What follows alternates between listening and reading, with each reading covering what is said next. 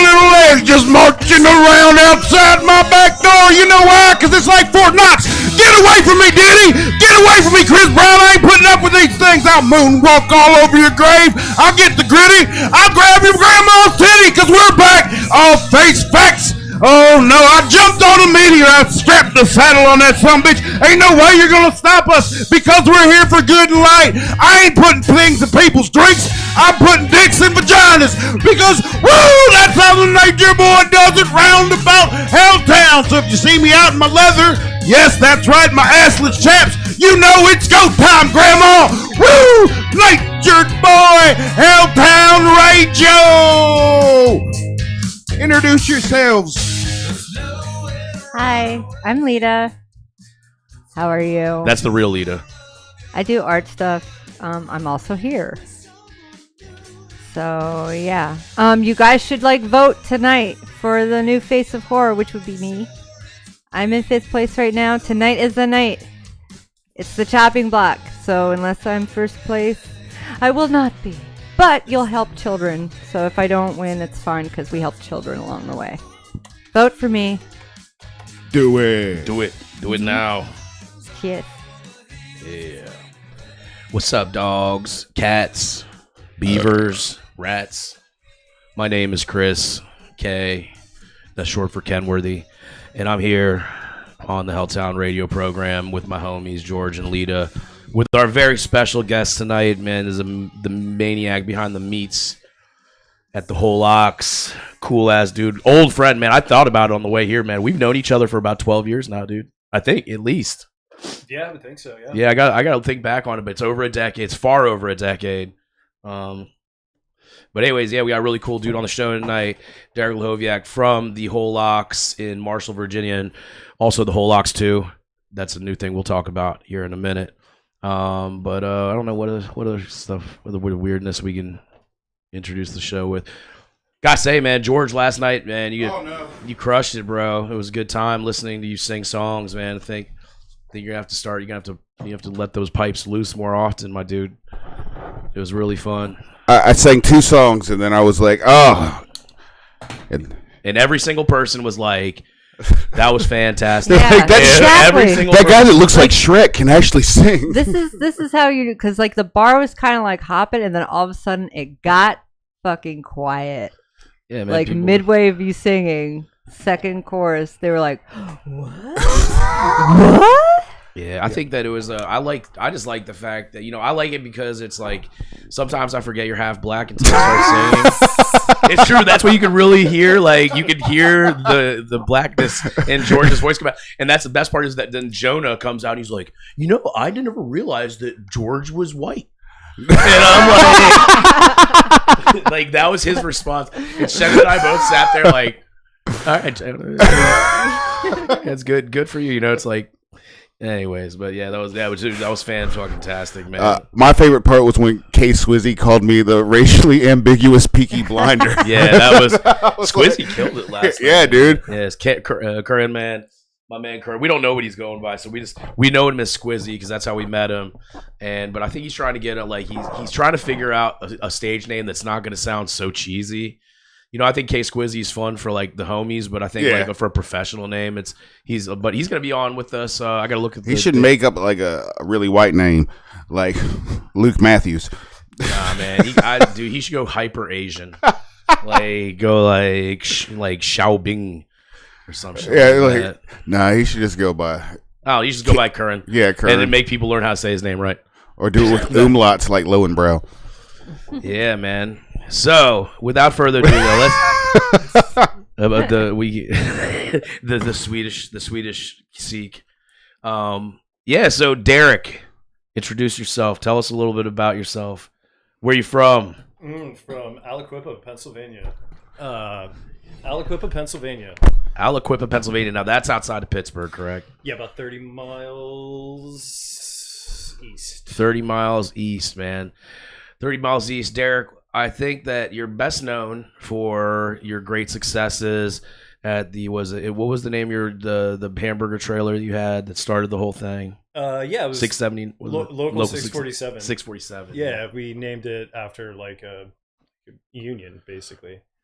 Like Steel Union. I guess we jumped a little bit. So Derek, I've known Derek now. We're gonna determine the exact dates and all that stuff. In fact, I'm sure we could like look up tax records.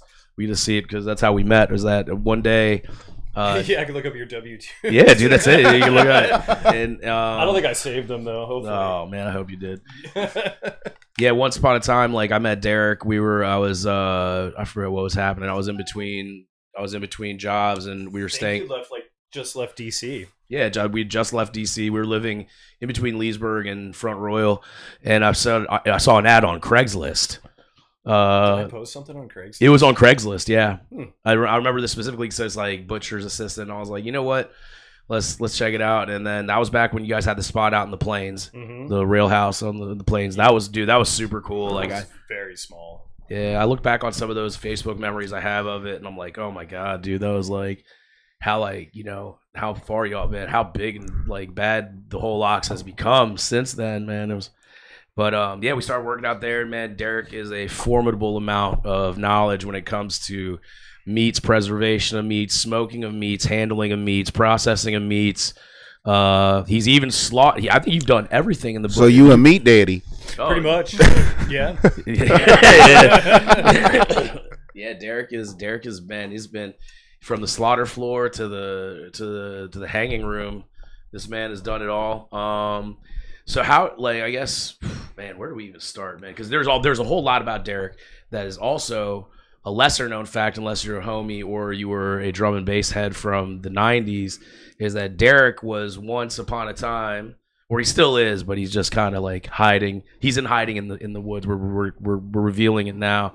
This is like when the helicopter came in, had to get Dutch. Like we're outing you right now. Like the drum and bass promoters are gonna start coming in. It's like we need you, dude. No one plays Vital anymore. I'm like a dinosaur. They wouldn't know. I wouldn't even be able to play out anymore. Man, I was actually my buddy down in Richmond, Billy Crystalfingers, who we've talked about many times. I went and saw him a couple weeks ago in Richmond, and he did a whole 45. Him and his buddy Hip Hop Henry did this amazing. They did this cool ass 45 set. I think 45s are a little bit more reasonable. I think in our old age, schlepping crates of... Yeah, I was going to say with my bad back, I'd have to have like dollies and people carry everything. You need like a Sherpa. An entourage. Yeah. You should get like a little goat. Small llama. With 2 crates on either side. Yeah, hook it up. So yeah, I mean, you have a really cool, like, I know. So I know the story a little bit, but like, and I'm a big fan. I just want to let you know, Derek, I'm a big fan. Really, really happy to have you on the show. I'm a really big fan. I'm your biggest fan. I am, dude. Watch out for your ankles, dude. Yeah, I was gonna say he's gonna hobble me. Yeah, I've been sniffing. I've been sniffing his socks the whole time, I'm guys. not getting out of this room, am I? No, so you so how do we go from young Derek, from Pittsburgh or from Aliquippa to the meat marshal of Marshall? Dude, it was like total happenstance how I fell into butchery, really. I was working at a 1,000-acre organic farm, and we had a huge meat room, and the lady was basically like the lady was leaving.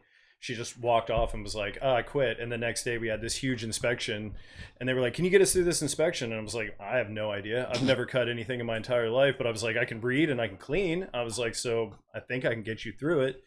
Got them through the inspection, and they were like, hey, how do you feel about cutting meat on top of the other 8,000 jobs you have? And I was like, does it pay more? And they're like, no. And I was like, sure, whatever, I'll learn it.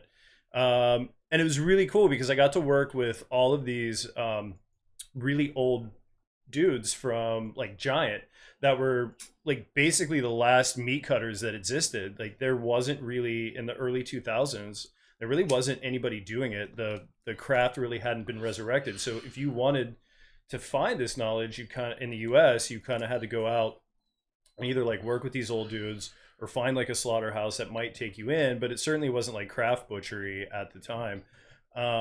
So I just learned from these old guys. And then what I found is that I actually liked creating, the more that I got into it, as a chef, right? You've been a chef for a long time. You're like, oh, well, I'm going to use pancetta and I'm going to make it into a dish, right? So you put, you chop it up, you put it in, you're using like doing pasta, whatever, right? But what I found is I actually, like, once I had learned how to make it, I got more interested in learning how to make the ingredients than I did actually like putting them together to make a final dish.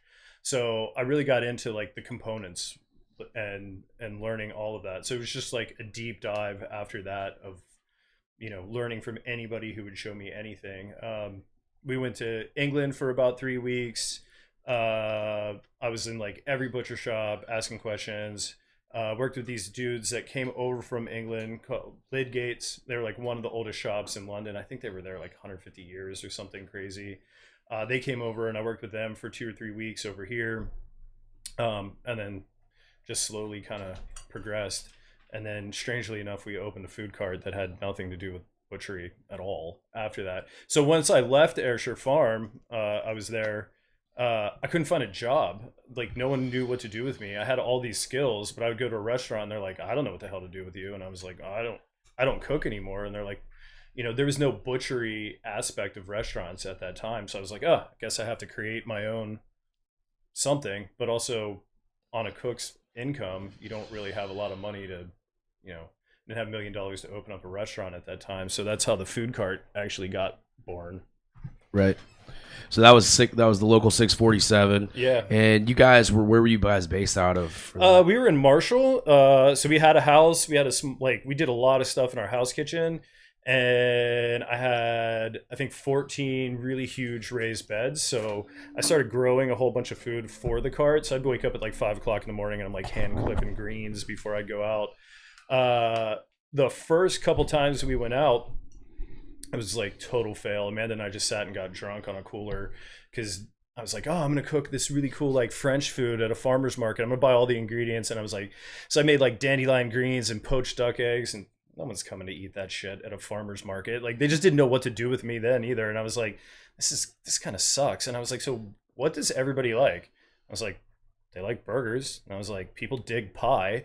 I was like, why don't we just do burgers and pie? So the next time we went out, that's exactly what we did. All of a sudden it was like 25 people, 30 people, 40 people, 50 people. Then the Washington Post came out, then it was like 500 people. And then it just sort of kept getting, like we were like erecting shanty towns next to the food cart. We had like grills set up, people running the grill next to the food cart. And then we ended up on Good Morning America for that food cart, for like nation's best food cart, which we lost to a spam taco. But a spam taco. Spam taco. A spam taco. What? Really? Good Morning America. This is some bullshit. Scoot a little bit closer to your mic. Oh, okay. Oh, you can scoot the chair. It probably then you won't have to point it to your chest. Yeah, I know, right?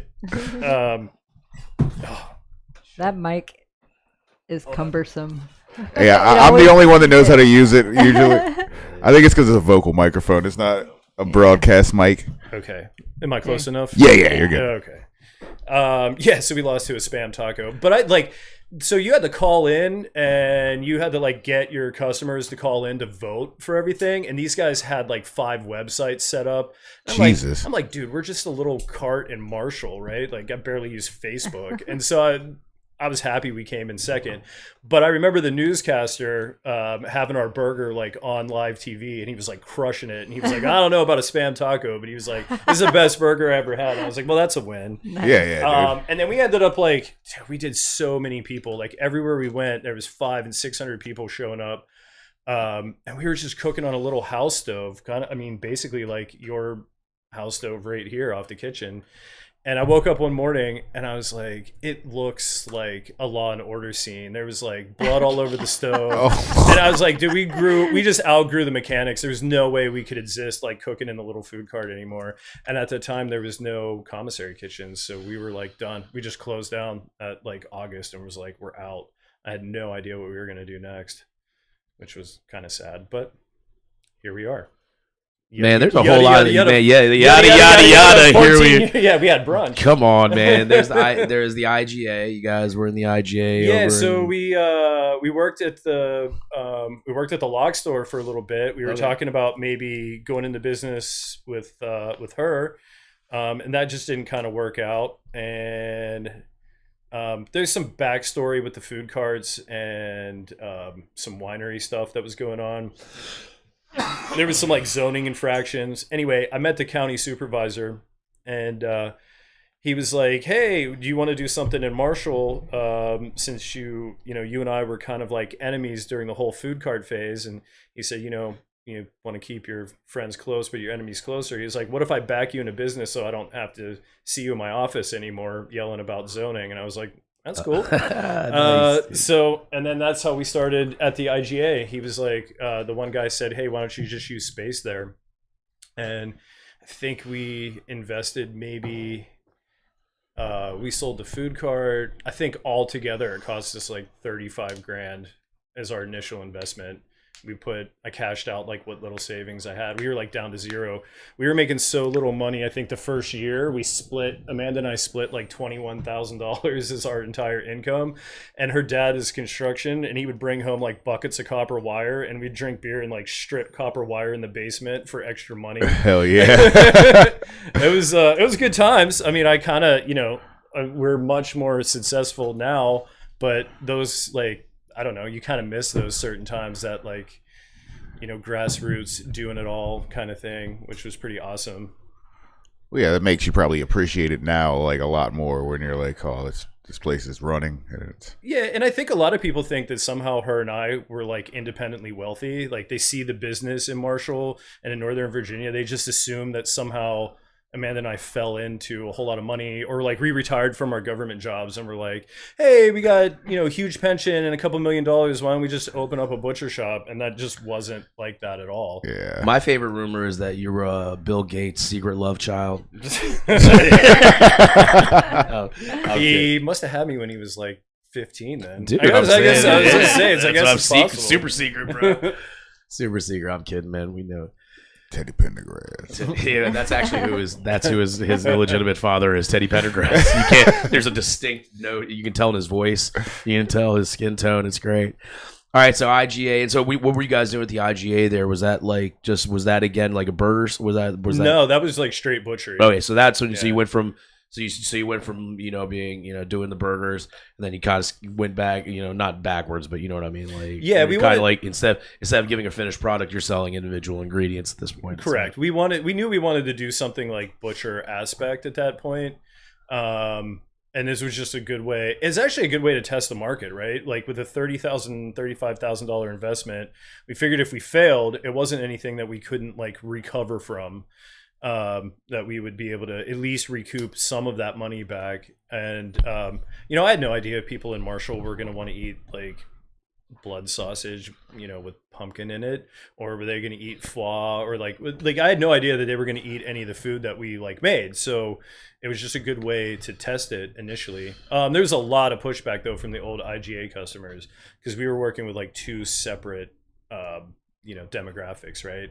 It was like a lot of the old cats from Marshall who wanted pork chops that were like 50 cents and semi-green because they didn't care. And then here I am like breaking down whole heirloom breed hogs, and now that price point is like $12 a pound. So you go from, we're working with two separate demographics, and that like it didn't work long term in there. We were just on a different trajectory of business, really. Yeah, I mean the way you guys take care of how everything happens at the whole Ox, and I've been privy to being part of that process, there's a lot of care that goes into the food there. So if you go to the whole Ox, go there, expect to, everything is super high. I don't even know how to describe it, man. It's this next level shit. Whenever I have to do private chef events, dude, that's where I stop in, and that's where I buy all my proteins from. Your sausage making is fantastic. I think that was like one of the things I was always in awe of, how good you are at slinging some sausage, bro. And I mean that in if I had both. a nickel for every time I heard that, I'd have maybe a dime. Yeah, I think it's a scientific fact, and I think we've discussed this before, that you cannot work in an environment where you're producing sausages and not continually make double entendre jokes. It's This is never ending. It- Yeah, I was gonna say butcher shops are probably the last vestige of non-PC compliance. Like it's a never ending. hand me the meat flaps. Yeah, it's just a never ending meat joke. It's like, yo, slap me that No. salami. We've had to tone it down a little bit though, because we've had some like really young kids working there, and I was like, hey, you can't you just can't say that. You can't be like, what are you doing tonight? I'm just like, hookers and blow. Like, it's like, and then I look over and the kid's like 14 and I was like, no, we're really not. I mean, no, I was talking some of us might be doing it, but you can't go home and tell I was your talking mom. about crocheting Keep your fucking mouth shut, kid. and blowing leaves off the driveway. Right? I don't know. I mean, like, yeah, you got it's always, dude. It's a great place to learn if you're an up and coming person. That is a fantastic. In fact, that you guys, I mean, essentially the whole Ox, the University of the whole Ox has existed. You've had a lot of kids come and go. We had like Russ.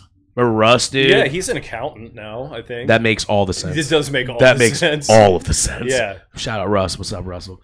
Russell Jones. Yeah, ODB. Yep, that's right. Yeah, that's correct. His name was Russell Jones. Yep. Oh man, and then Lakeisha. She's still there. Oh, I thought she went off to. She does. Yeah, she's working at, I think, Prince William County as she's like clerking for the courts, but she's trying to get her master's for law and to be a lawyer. And she comes in like a couple nights a week just to help like clean up, and then sometimes on Saturdays. But yeah, she's been there since she was 15. That's 7 years. I think it's the smartest restaurant staff that ever existed.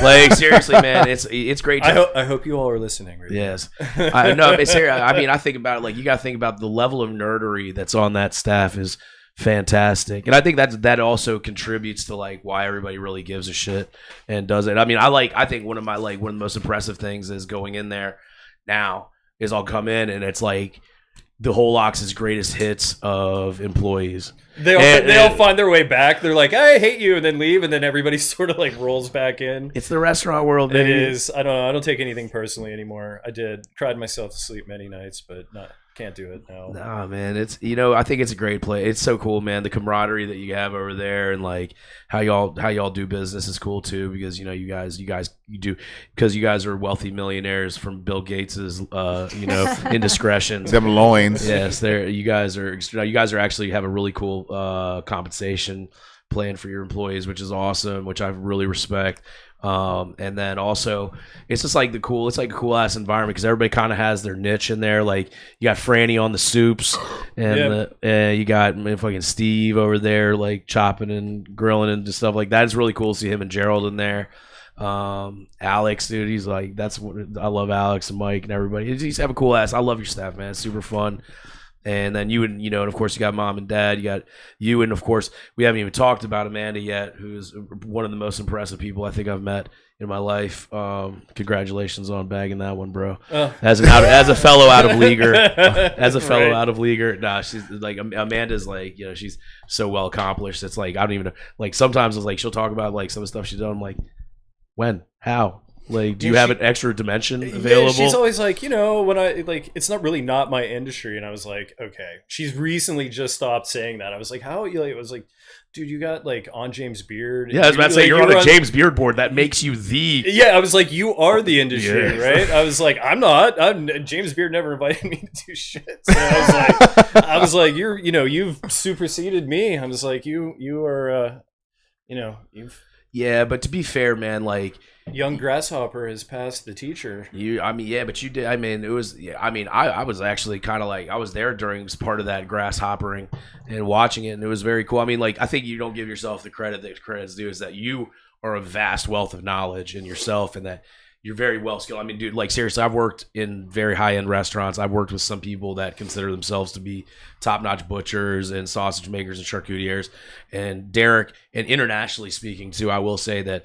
His charcuterie stands up to the best I've had, in Europe, America, Napa, everywhere. Like it's just really, really cool.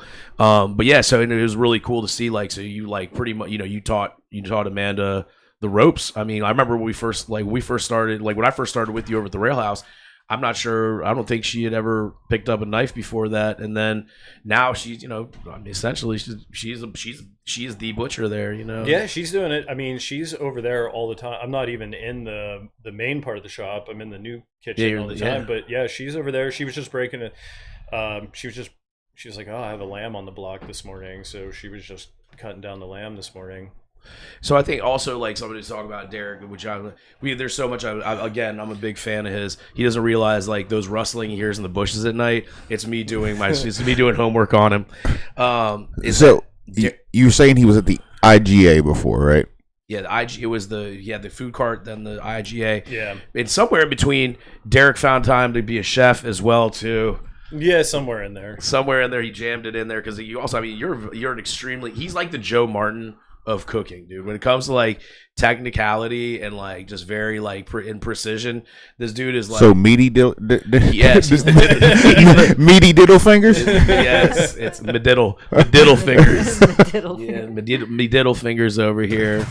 And yeah, dude, so it's great and it's like really cool to see. And then you have like, I mean, and along the way, there's been so much progression. And like, you went from being, selling just provisions or just like meat, different cuts of meat stuff. You have a sandwich counter now. You guys sell prefab stuff. You guys have the sausages, the soups, the stocks.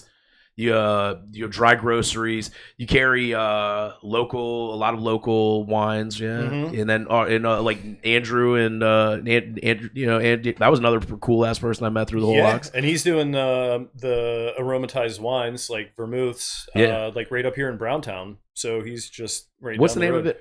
Okay. Artemisia. Artemisia. You know what? I Yeah. asked you to say it because I didn't want to butcher the.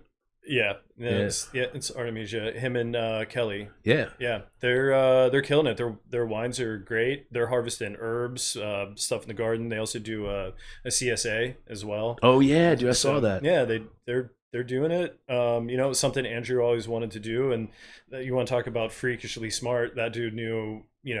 He's like, I brought this. I always remember. I think I might be misquoting him, but he's like, I brought this wine in from Hungary, and I was like, oh, cool. How many bottles? He's like, I got 4, and I was like, we got 4 cases. He's like, no, I got 4 bottles. He was like, the dude harvested. He was like, he was on a tractor with a donkey by moonlight and like all this crazy stuff. And I was like, how do you market that? And he was like, well, we're gonna sell 4 bottles. And I was like, so can we get more? And he's like, no, that's it. And I was like, that's not a really good wine program, but I'm like, really cool for fine. Like, so our whole wine program is all these obscure bottles that like, they're like the moon came up just right, or like there was a seahorse that glowed that night, so we're gonna harvest. Like, it was just the craziest stuff. The craft of craft. Yeah, I mean, it was all. So we took some of that, but we dumbed it down a little bit so that I hate to use the word dumbed it down. Yeah, dumbed it down just for net, and we don't care. We made it easier. Like, we did bottles by the liter, which are like super cool. fun, like party bottles, right? Like, so we still keep the same ethos of like biodynamic and like organic and not sprayed. Not a lot of chemicals, but they're much more approachable, and we can get them. More of them instead of 4 bottles, but 4 bottles. Yeah, the dude actually called us and was like, "You guys are the biggest importer of my wine," and I was like, 4 bottles. I was like, I don't know whether to be sad or like super stoked that dude called from like Hungary to tell us that. You're like, do you have any more? Yeah, I know. I was like, could you send us more? He's like, oh no, that's all. That's just for the vintage. Dude, that's spectacular. Hopefully, more people got it over there than we did, but. Oh man, yeah, dude, that was. I think Andrew, like, one of the most impressive things he ever said to me. I was like, I asked him like the most pedestrian question you could ever ask somebody that sells wine, because I know he doesn't like the title sommelier and all that stuff. He was like he's very nerdy about it. Yeah, no titles. Yeah, no title. It's very organic, dude. This guy's like. He's a very intense dude, but he was like he documented. I'm not sure if he still does it, but I remember at that point in time he documented every glass of wine that he drank. Remember, he would like he had giant binders of like everything, and he would write really like small and weird, so you couldn't see what he was writing. So it was like he could read it. Yeah, he had like massive binders of every single bottle of everything. I mean, that's.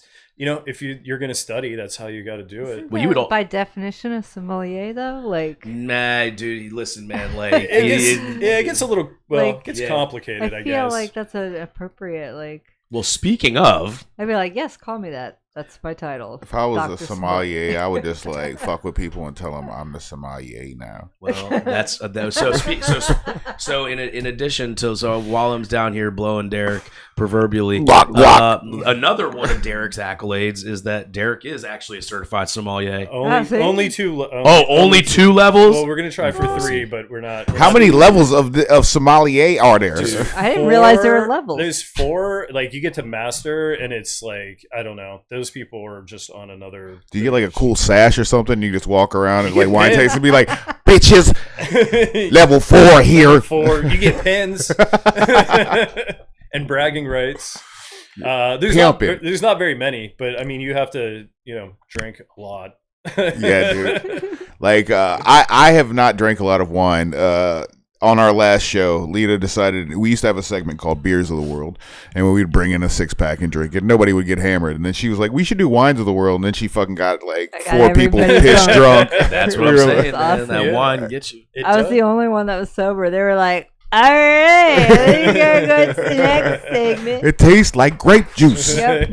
It's It was red. so good. Yeah, so I mean, like, that's again, like, to speak to, like, I think the post I put up earlier is talking about overachieving on the daily, because the more that we talk, I'm like, oh yeah, and then he also dabbles in glass blowing. He's a Brazilian jiu-jitsu master. He speaks American sign language fluently with his feet. It's I did box and did Muay Thai, but not like professionally. No. So he only did it in cage fights to honor honor his Charles, brother, his fallen brother. So we have at the casino in West Virginia. We have a comment in the chat. It's Amanda, and she said, "No, we drank 1 and we sold 3." Oh, okay. So we didn't even sell 4. We drank 1. We had to open it and see what it tasted like. How are we going to sell know it? what you're selling exactly. Yeah, so we wasted 1/4 of our inventory went down the drain. So we made no money on any of that. Hey, at least you came out on even. Well, at least I have something to talk about on a radio. Then. Oh my god! Do you know what? Hungarian wine. So yes. I don't think we've told enough dick jokes this episode, so I'm gonna I got to bring in the canon right now. You know what? The funniest thing was, one of the female employees pointed out to me one day, and I was like, she was like, man, there's just something about Andrew. There's just something about Andrew, he's like, there's something about him that makes him like kind of hot. And I'm like, because he's not traditional. He's a good looking guy, but he's not, he's very nerdy. And I'd say it to his face because I love him. You can't. You're gonna talk about Andrew. And yeah, and so then I was like, so what is it? She's like, I don't know. And then one day she's like, Chris, I figured it out. And I was like, what's up? She's like, yo, he's packing. and so I just I couldn't help but look in the most heterosexual ways. And I look over and I'm like, good fucking God, man. This motherfucker got a russet potato in his pants. What's going on here? So I thought that was a funny dick anecdote about our friend who was like, but he's also like, one of the most brilliant things that's ever said to me was when we were talking, I said, so I asked him a super pedestrian question. I was like, what's the best glass of wine you ever had? And he was like, man, like it was a Boone's Farm.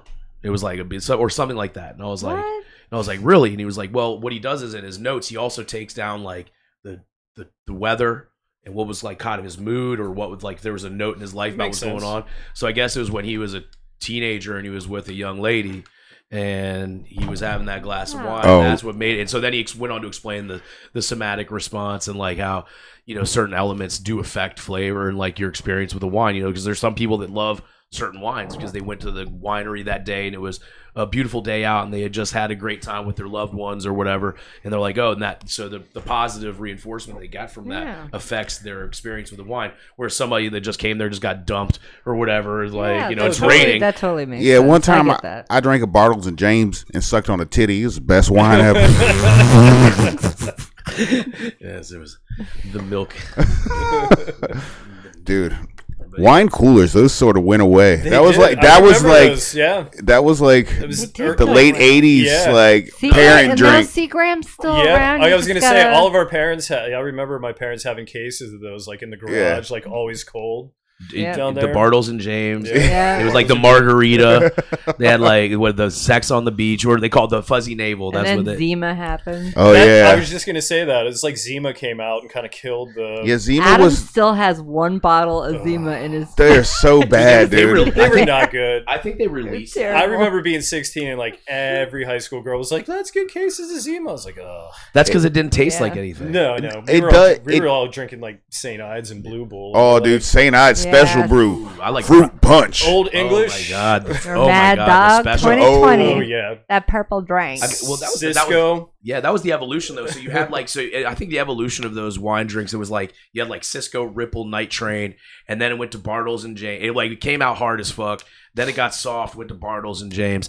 Then they tried to get all edgy. They went to Zima. Then they started trying to sell straight up to kids. So they made like the fucking Jack Daniels. Remember the Jack Daniels? Oh, yeah. They were like they were like Jack and Coke. They were made for a child's hand. Yeah. You know, they were like, it was fucking Child like, size. yeah, like it was like, dude, it was like the time of Camel Joe and fucking Marlboro Miles. Oh, And like yeah. it was Yeah, when the like good old days where that- you could like. Yeah, you get a hiking backpack from Yeah, smoking tons of cigarettes from Marlboros. I got a raft from my. See, I was drinking Wild Irish Rose. oh my Oh, god. Yo, and like Thunderbird. Aye, aye, aye. Thunderbird. Yeah. Thunderbird is clear, but it still has caramel coloring in it. What's the word? Dude, Thunderbird. What's the oh. price? 50 twice. Nice. Nice. Get it for $1. You know what I haven't drank out of like the ghetto drinks? I have never had a Colt 45. Wow, dude. Colt 45 Yeah. is good, dude. I've had an Old English. I've even had a Camo 24. I'm gonna be real with you, man. I'm actually a big fan of malt liquor. I like the flavor of malt liquor. As long as it's not like over like 211, I can't fuck with because it's just like High gravity. it's just super sweet. I can't fuck with that. But like Never drank that like one. I Colt, did. Colt 45. My favorite beer Fried internationally malt liquor. is Red Horse, which is the Filipino. It's a Filipino malt liquor. And Isn't there one in like Carlsberg is malt liquor too, right? Yeah, They have one like in England. yep. Yeah. So what that makes it malt liquor versus beer? Don't look at me. You don't know. I'm sure. It I just studied wine. Oh, God. You know I was what? gonna say, I'm a sommelier, bitch. Level I don't 2. know what's in 40s. You're smarter than me in general, Derek. Like that's why I kind of have like a big brother complex with you because I've learned so much from you. I dude, honestly, so. I mean, I don't know. I mean, all I know is we used to skateboard and drink it. I mean, I think the difference has to do probably with what they use in like ratio wise, ingredient wise. I would say like if it's malt, like Right. usually you pour it in as a syrup. That's why it's probably, and you know, Less if expensive. someone's listening, they might be able to quote it. But yeah, they're not really using any like quality. It's like tons of sugar that's fermenting. Yep. Is my guess. Is that right? Yep. So Damn, nailed beer it. is typically made with malted See? grains, Nerd. hops, yeast, and water, while malt liquor is made with similar ingredients but also includes extracts from corn, rice, and dextrose, which causes higher sugar content. And then I would imagine Diabetes. Yeah, I was gonna say, and then I Diabetes. imagine like slightly higher alcohol content Yep. because the sugar is going to ferment. Yep. Yeah, that's why we were all beating each other up after So a couple of 40s. typical Man. malt liquor contains Dude. 8% ABV, Bull Ice was while beers Bull is 5. Ice came out, and we used to like it was a fight every single time we had a case of 22 So if Bull you had Ice. ice afterwards, it was always higher in alcohol. Does that mean it was Yeah. malt liquor? No, I think it has to do with the filtration. Yeah. I remember like my homie went to Gonzaga and there was a liquor store right by Gonzaga, and it would be funny as shit. It was like my preppiest of homies, and he would go. He printed out his own ID like at this point in time with like a dot matrix printer, and went Say to this, McLovin on it. Yeah, exactly, dude. And he would go to the spot in Southeast and pick up cases of 40s for us on the weekends. And you'd always you'd either get Old English 800 or St. Ides. St. Ides, man. Now that I think St. Ides, was the higher end of the alcohol. Like had higher ABV than I think it was like. Oh, yeah. it was like 8, almost 9 or 10%. And then you had 211, which was just whatever, fucking 1,000,000%.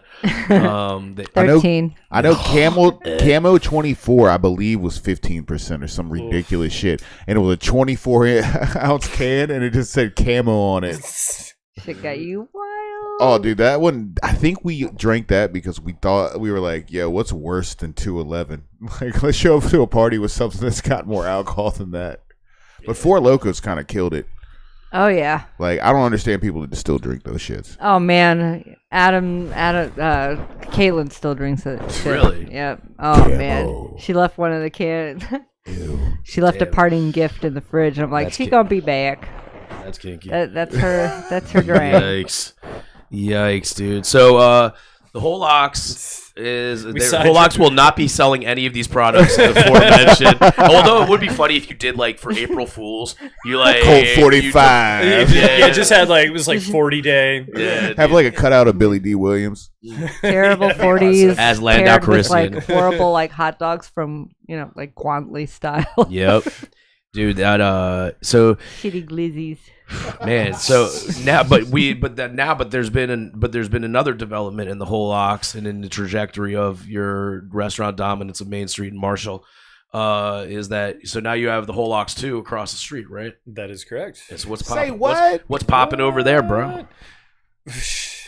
Dude, it's kind of hard to explain. We originally were gonna do, so the space opened up, and we were looking at it. We're like, oh, we'll use it for storage and some office space. And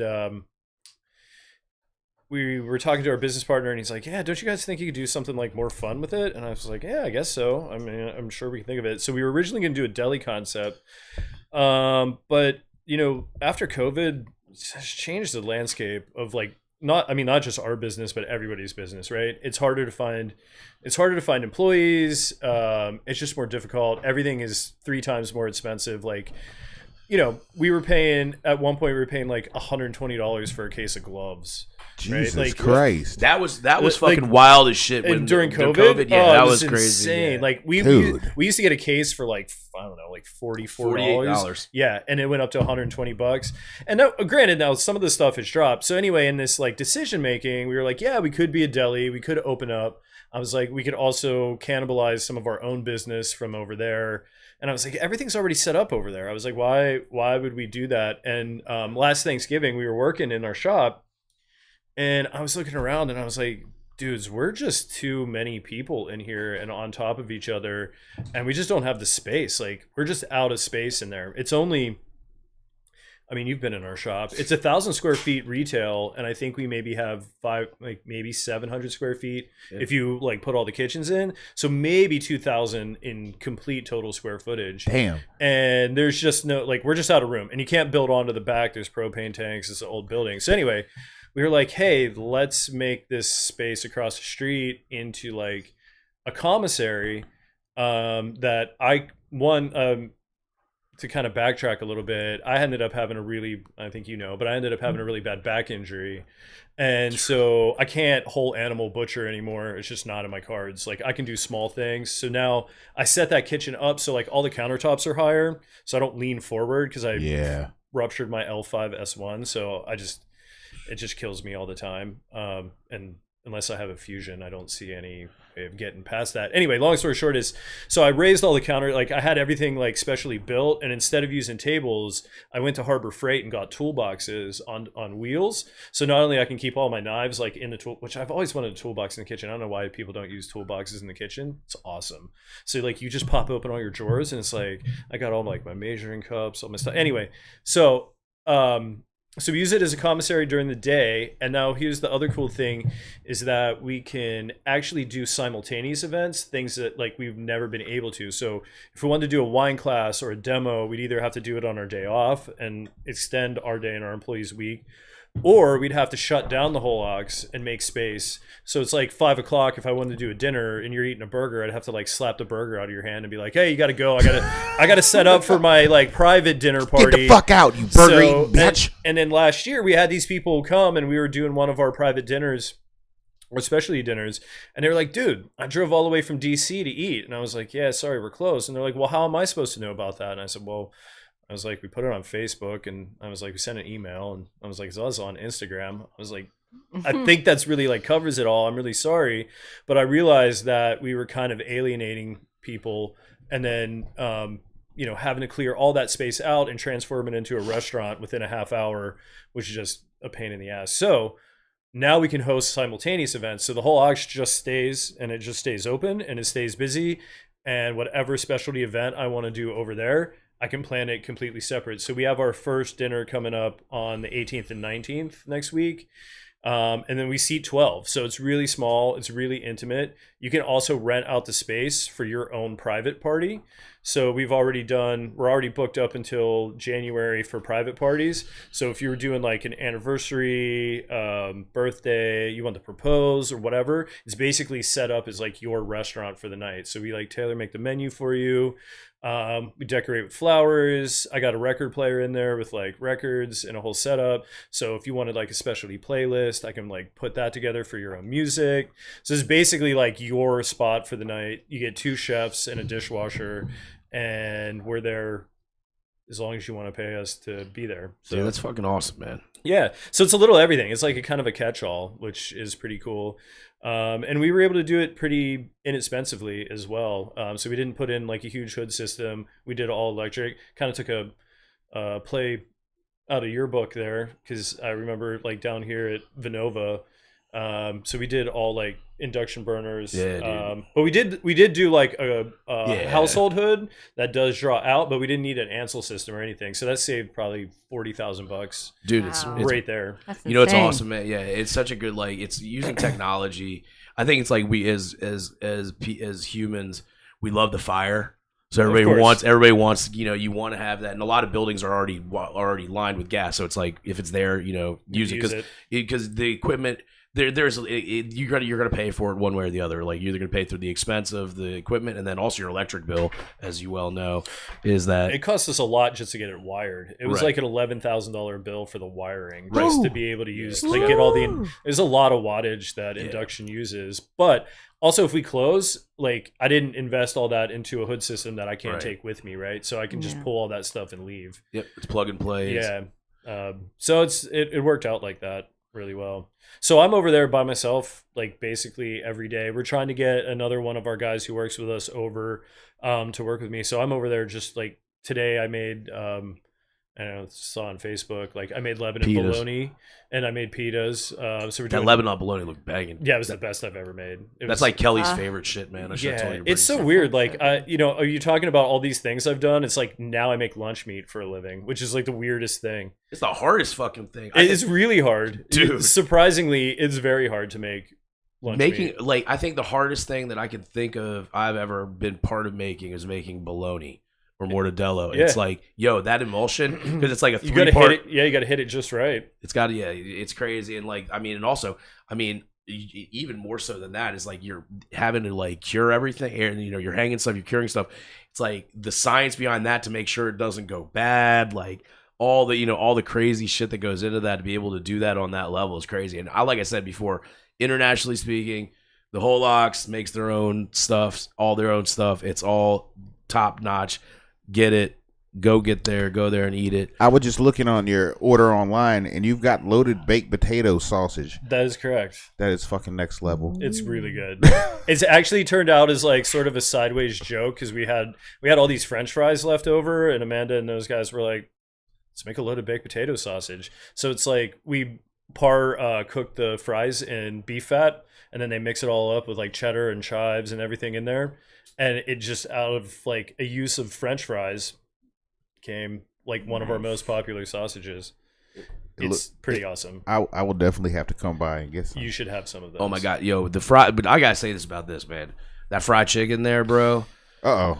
Yo, Talking it's my not- language, no, goddamn. no, yeah, no, no. like, You got I'm a fried little, chicken? like, Bro, it's Biased when it and I'm comes not to that. like, oh my god, dude, that fried Is it chicken good? is it's a life is it like experience. Yeah. North Kakalaki? It's like it's Good. like North Kakalaki came and tickled your undercarriage Ooh, okay. and then brought you home to meet the parents and Because then I've never tucked found you in. anybody that can cook better than my stepdad. Bro, Like, I'm gonna he tell can you, make some dude, fried chicken like nobody. the team they have over at the Whole Ox is awesome, man. It is like, you know, it kind of reminds me also like Talladega Nights, like the team there.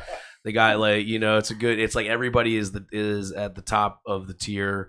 I personally think so. I think you have like, you have great line cooks. You have you got good chefs. You got We've affectionately dubbed it Ox Meadows because we're all like almost 50. So it's like everybody there is old and decrepit. Like as he comes in, you're like, oh, I had to put like mustard pack on my knee last night. My back hurts.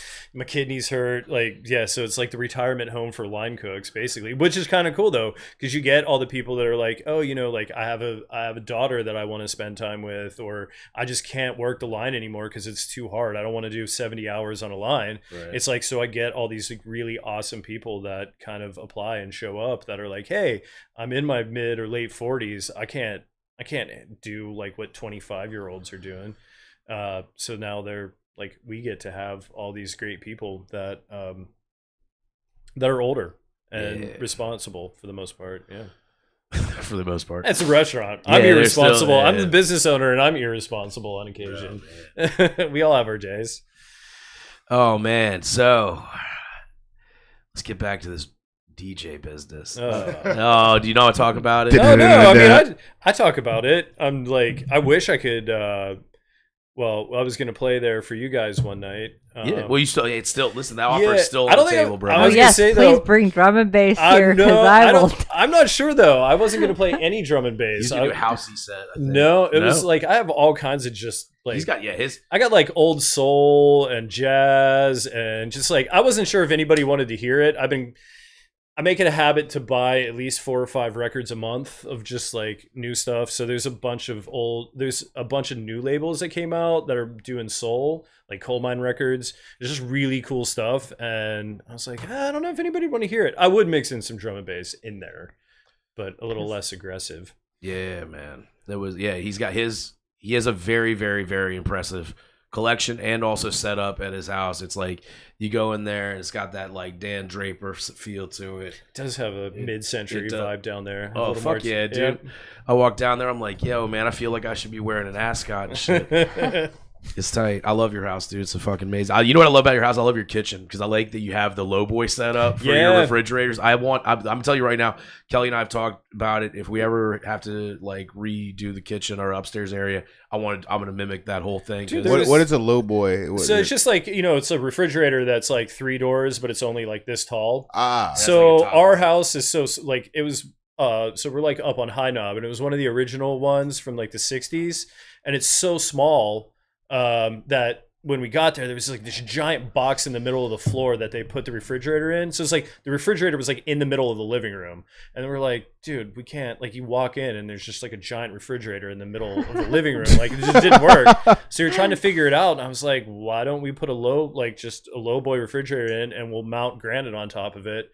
And we were able to mount it big enough that it has seating all around it as well. So our refrigerator is also our dining room table. So everybody's like, when they're eating and we have guests over and they're like looking around, they're like, oh, your kitchen's really cool. I was like, where's the refrigerator? And they're like, you don't even have a refrigerator. I was like, you're sitting at it. Although I will say having a commercial refrigerator in your house is a little loud. Those compressors are pretty loud. I have to tighten it down every now and again. So I knew you from somewhere. My husband just messaged me. He was like, that's the guy I helped with his like pizza thing. Oh yeah, I live in High Knob. Yeah. Dig. Yeah, I had 2 dudes come down and help me put the pizza oven up on. Yeah. He was like, because he was watching. He was like, that's the guy that I helped. He lives in our neighborhood. I'm like, okay. Yeah. So we're right on Massanutten. Yeah, I'm on Chestnut Trail. Okay. Yeah, look at there, neighbors. I did not Howdy, know that. neighborino. I know. I love living up on High Knob. Except for our power goes out like every other day now. Mine has never done that. Like, we're lucky. Just it's like never... 2 nights ago, I heard boom, the transformer blew, and it's like the squirrels get in there. I don't know what's going on with the squirrels up there this year, but they have been like absolutely. They got Chipmunks, mohawks, dude. Chipmunks fucked up my tomato. I have a huge garden, but they ate like half of my giant like heirloom tomatoes. They would look so pretty in the sun. I'd like go over there and like pick them, and then like the back half is gone. Eating the back half. Dude, I opened up my hood the other day because my battery wasn't working, so I was like, I had to jump it, and I opened it up, and there's a squirrel like literally just staring at me out of the engine compartment, and I was like, no wonder half of our cars don't work. They're in there chewing everything. Yeah. They ate the wires off our Christmas tree. They were trying to bury the bulbs, so they were ripping the bulbs off the Christmas tree, and I find them all over the yard. They're like digging little holes and putting the bulbs in. All of our Edison bulb lights that we had strung up, they actually just bit straight through it, so all the wires were hanging down. Wow. So all the wires are coated with soy apparently now that they come out of China. It's like a soy-based coating. All the rodents are like, oh my god, this is delicious, and then they just eat all of your wires. This is the greatest, best edamame I've ever had. Yeah. Electric edamame. I had no idea why they ate all of my wiring, but I guess this is a true statement. That's next level. Yeah. Wonder if it's a secret plan to destroy our infrastructure. Just one house at a time. You go to start, no one's cars work anymore. The squirrels are all rabid. If it's not the squirrels, it's the stupid goddamn carpenter bees that I cannot get rid of. No matter what I do every year. Oh, there's always a couple of extra new holes every year. Yep. Yeah, I feel you on that. Hi, what was your DJ name? So my name is Speaking Derek. Of rabbit squirrels. Yeah, my name is Derek James, and so I was trying to come up with a DJ name, and I was like, Derek James sounds like I should be like a tech house DJ or something. Like, I don't know. It sounded a little too classy for me. And my brother's like, oh, DJ. you're a DJ. He was like, DJ squared. And I was like, hey, that kind of works. But it caused a little bit of trouble because I actually mathematically squared it. And back in the day, to try to make flyers to put the DJ and then actually take the number 2 and put it on top of the J was kind of hard. So occasionally it got written out squared. Oh man. So yeah, and then I'm wearing my friend's shirt tonight. It's Radio Skate Shop. Show the people in the this camera right there. Bro. Yeah, so my friend started a skateboard company called Scumco and Sons in Pittsburgh, and he has a skate shop called Radio up there. Scumco is now defunct, but you can buy some of the merchandise. But you can go to Radio; it's a skate shop. Anyway, he had a analog tape company called Bulletproof, and he put out tons of tapes for like everybody who was doing drum and bass back in the day. Phantom 45, Freaky Flow. Diesel Boy, he did this it was called Director's Cut. It was in a small little tin that looked like where you put the film canister in, and so he put out mine, which was pretty awesome, and I think that got like voted best like drum and bass mixtape of like 98 or something. Hell yeah, dude. If I'm not, so I had a whole tour lined up actually that year that I was supposed to go. I think it was like New York, San Diego, Los Angeles, San Francisco, Portland, Seattle. But my ex was not feeling it. So I just like, I knew she wanted to travel a lot, and me getting to travel and do stuff without her, I don't think she was like super into. But we were really young too. We were like 24. So trying to sort all of that commotion out was really hard, and that sort of led to sort of the backslide of me kind of leaving professionally DJing, but I kept all the stuff, so you just do it like a hobby now? Yeah, pretty much. I mean, some of the music I don't actually listen to that much anymore. Like some of the harder edge drum and bass, like I don't know, I have too much anxiety. It makes me as you get older, I don't know about you, but as I get older, I just like more soothing music. It does. So I still listen to like what I consider the golden years of jungle, back like I'd say like 94 to 96 was sort of like there was a lot of inventive stuff going on. Bookham was doing like Intelligent, which was really cool. And I re-listened to his Radio 1 from July of 95. I like listened to it over and over and over again. It's like, to me, it's like the pinnacle of intelligent drum and bass coming out at that time. So I have tons of those records. So I've mixed those together quite a bit. Although I was just playing last 2 nights ago, just a little bit, trying to get back into it. I need a new mixer, but dude, I'd like to play out somewhere. I have just tons of records I'd like to play, but I mean, it's a small town. I don't know if anybody wants to hear what I play. You'd be surprised. Yeah, you think? Yeah, there's a lot of drum and bass heads around here, Winchester. Yeah, the Monument, and man. there's a ton in West Virginia. Sure. Like most of the drum and bass DJs that I know, moved there. So I think you shall, James, Sean, whoever, John, anybody over there at the Monument. I know you're not watching, but in case you are, old person drum and bass night. Like, yeah, there you go. Like retire. Some old jungle. I love that. Call like on actual records. Yeah, at a retirement party. Yeah, dude, that would be fantastic. Now, that would be awesome. But you know what? I feel like you've done an awesome show before. When you opened up for a very fine young group of gentlemen from the 305. That was ridiculous. Can we elaborate on that, or is that? Yeah, no. So there was a guy, I just backstoried a little bit. You guys all heard of like Dunlap tires and tennis balls and all that jazz, right? Yeah. So there was this dude named, I think I remember his name is Nick. It was like Nicky Dunlap. And he was out of like Akron, I think is where Dunlap was. Anyway, dude was part of that family and was young and just had tons and tons of like, I imagine, disposable income. So he started throwing these parties out there. And I remember the first one, I didn't get to play at, but I was like, oh man, I wish like he had Mr. T come and MC the party. I pity the fool. I pity a great many fools here. I was like, what? He was like, no. We're bringing Mr. T. We're just flying Mr. T in, and he would introduce all the DJs, which was like He flew Mr. T in? yeah, no. Like, Did he have to like spike his milk? No, I don't think the A team. Probably he was probably old. I ain't getting on no He plane. probably drank hot milk to go to sleep this after he was milk. done. So the next one that came up, he was like, "We're gonna book 2 live crew," and he's like, "Do you want to play?" And I was like, "What? Yes." Yeah. Yeah. Way to bring it in.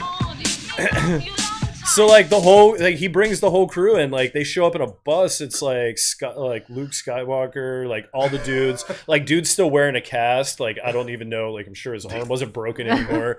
They had like 5 strippers with them. So like I'm supposed to play like hard drum and bass. I'm like, this is the weirdest thing ever. So I go on before them and I'm just playing my set and I'm like, it's just for a bunch of rave kids. And so they're liking it. And then 2 live crew comes on right after me. And I was like, I don't know how this is going to go. The place went nuts. Like as soon as they dropped the first beat, like people's clothes came off. People were like jumping off the speakers.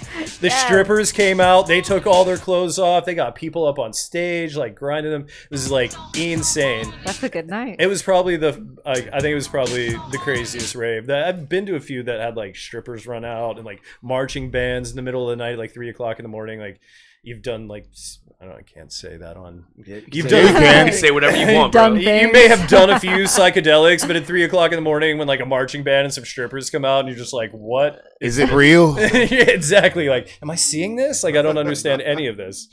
Those were all in Ohio. Ohio had a lot of weird parties, I have to say. I've heard Ohio's a land of wonder and amazement. I don't know if I'd go that far. I mean, just the lots river of- caught on fire. That's pretty amazing. Yeah, dude. That's some shit you read in a Tolkien book. I spent a lot of time in Cleveland and Columbus and Akron. So They have a good music scene anyway. they did. Like- Columbus was pretty awesome. There was a lot of really cool DJs and music just coming out. There was a little warehouse. They were called Snowball Collective, I believe, and I played there. But they did like so much cool experimental music. Like there was just dudes hooking up like white noise generators and then doing movies and things on the back of the wall. Like it was just, I don't know. That's what I kind of loved about the mid '90s of the rave scene. Like it was just a whole bunch of people kind of experimenting with music and culture, and everything was. And people were generally pretty cool. Like it hadn't quite got into like a rave uniform yet. There's a lot of like freaks there. There's just people like dressed up in all kinds of different things. And then sort of by the end of the 90s, at least in Pittsburgh, there was like a rave uniform. It's like, oh, you had to have a polo shirt and you had to be like all buttoned up and like big pants on. Shirt. It was like polo shirt and big Jinkos, and everybody like it got a little too clean and like perfect. Yeah. And it was kind of the thing that like I think I went to my first party in 91 or 92, and that's what kind of drew me into it, because I was like, I just didn't feel at home anywhere, being like 14 and 15. And then I went to my first party and I was like, oh, these are like, you can just be whatever you want. It's like people in fairy wings and goat pants and lime green suits and like all kinds of just craziness going on. And I was like, this is great. You could just be or do, whatever you want and be who you want. And I just kind of fell in love with it from there. I haven't been to a party in forever. It's been a long time. You were just talking about that, going to. I don't even know. I transit. don't even think I could stay up till. I'd be like 2. I'd be like, oh, I gotta go to bed. Like, I couldn't even make it anymore. I mean, most places good news close. is we're all old now. Everybody across the board feels the same way. They still everybody's want to old. jam, but just a different time frame during the day. So there is a place that does a lot of like music. I want to say sort of locally, not like quite. It takes about As 45. local as you get. Yeah, as local as you get. It's about 45 minutes to an hour away. I don't know if you've ever heard about it. Transit. Oh, you were telling me about Yeah. that. I saw. I think I followed them on Facebook, so I can kind of see what's going on. Like they play different kind of, like I usually go out there during the drum and bass. I haven't been there in quite a while, but they do have like Saturday like shows too. Okay. Like some mass transit, and sometimes they'll get like a really well-known DJ that Like comes out and John play. B. Yeah, that shit was awesome. That show was like, yeah. That was a good one. That was definitely a good one. But they do all kinds of different music, Nice. and it's Shout always out on a Juddy. Wednesday. Yeah. Yeah, that dude's cool as shit. He was I met him really randomly. He was my backdoor neighbor in Leesburg. Like, so we had this woods between us, and we met randomly. And he was like, "Hey, man, come check out my DJ setup one day." And I'm like, "Okay, where do you live?" And he's like, "I live at this address."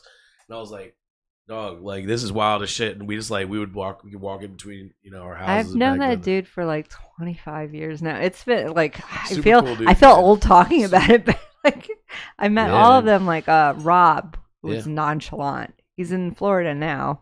I think he's evacuating because of I the think everybody hurricane. get the But fuck out of Florida like, right now. yeah, like Yeah. so God yeah. damn. There's a lot. There's a few DJs that went to Florida that I know or knew of. I still know him. And then a few that went to Ohio. Like it's kind of like spread out. There's one in Colorado, Yeah. which he had messaged me. He'd hit me up and was like, "Hey, you guys are in Colorado," but it was like a week later after we weren't in Colorado anymore. So yeah, they kind of spread out. There's nothing really locally here except for Transit that I know of, and then they have the 3D. The 3D parties are always Yeah. really, really good, but Yeah, I dude. can never get to them because one, it's in DC, it's a far drive, and I'm old, and two, I just feel like a little out of place, I feel like you. as like a That's why we have to go with 44-year-old woman. Strength in numbers. Yeah, Well, no, they're you like, gotta have another like whole gaggle of Yeah. 40 plus like hanging out. I mean, there is because it's drum and bass, and most Yeah. of the people that go there, that like the demographic is people my age, but We'll be like, hey, listen, plur motherfuckers. My friend Andy, who used to DJ or still does DJ Sign, he's like sort of outside of Philly now, but he's been doing some really like interesting drum and bass. It's like politically motivated. It's taken like there's some new like young kid punk rock music like Snapped Ankles and Snooper and Prison Affair. Like I don't know if you've ever listened to any of these bands, But I will. you should. They kind of have this like sort of electronic vibe to it, but not quite. Like it's got this weird like I don't know. It's kind of hard to explain. Anyway, he's taken like bits and pieces of that with like really crazy breaks that are, and probably no one's gonna get this reference, but are like Mark Caro and Tech Itch oriented. So it's like a lot of really like heavy distorted amen, and then he's using these like punk rock like samples and basses, but then he's putting in like politically minded content, which no one has really ever done before. And I think it's kind of an interesting, it's like a real punk rock version of drum and bass with political content that's behind cool. it. Is he on social media? He's putting stuff out. He should be on. He's not really putting anything out on Instagram or Facebook. Lita right is now. on it. Oh yeah, I but, love music, man. I That's my will- thing. You can probably check him out somewhere on there. DJ Sign. If you Google him, it should pop up. SINE. Anyway, he's just starting it. He's been sending me a whole bunch of his stuff. It's pretty cool. So if he actually gets more things out, he was talking about wanting to start a record label to kind of put that stuff out, and was asking me if I was interested. But we just have too many. I'm too much going on. I don't think A lot I of could. cogs in the machine right now. I just don't think I could do another project right now. It's just too much. There's too many projects. Yeah, man. I feel you on that. So yeah, it's wild. I think like all of us at some point in time have all run into each other over the course of time through those years at clubs and raves and stuff like that. I kind of like my friends were always into drum and bass heavy, so I kind of got swept into the madness that was. I remember the coolest rave that I ever went to. I was 17 and I had John Allstat's ID because it was 18. And we went to Bionic Buddha, and that was at where was it where Buzz? It was where Buzz. I have something to say. I've never been to a rave. What? Yeah, nigga. I was playing like punk rock music and like skateboarding. That didn't stop. I was motherfuckers. gonna Nah, say, so no, we all did, and still. Yeah. Nah. Like I was dude. like, Where else are we gonna get all I was our playing, ecstasy like- from? oh, dude. Like I mean, I was in hardcore band, so we were like putting X's on our hands. Oh, and you were shit. straight. Yeah. So I'm Wow. Coach Stretch. Dang on. Well, it was I developed my coke problem much later.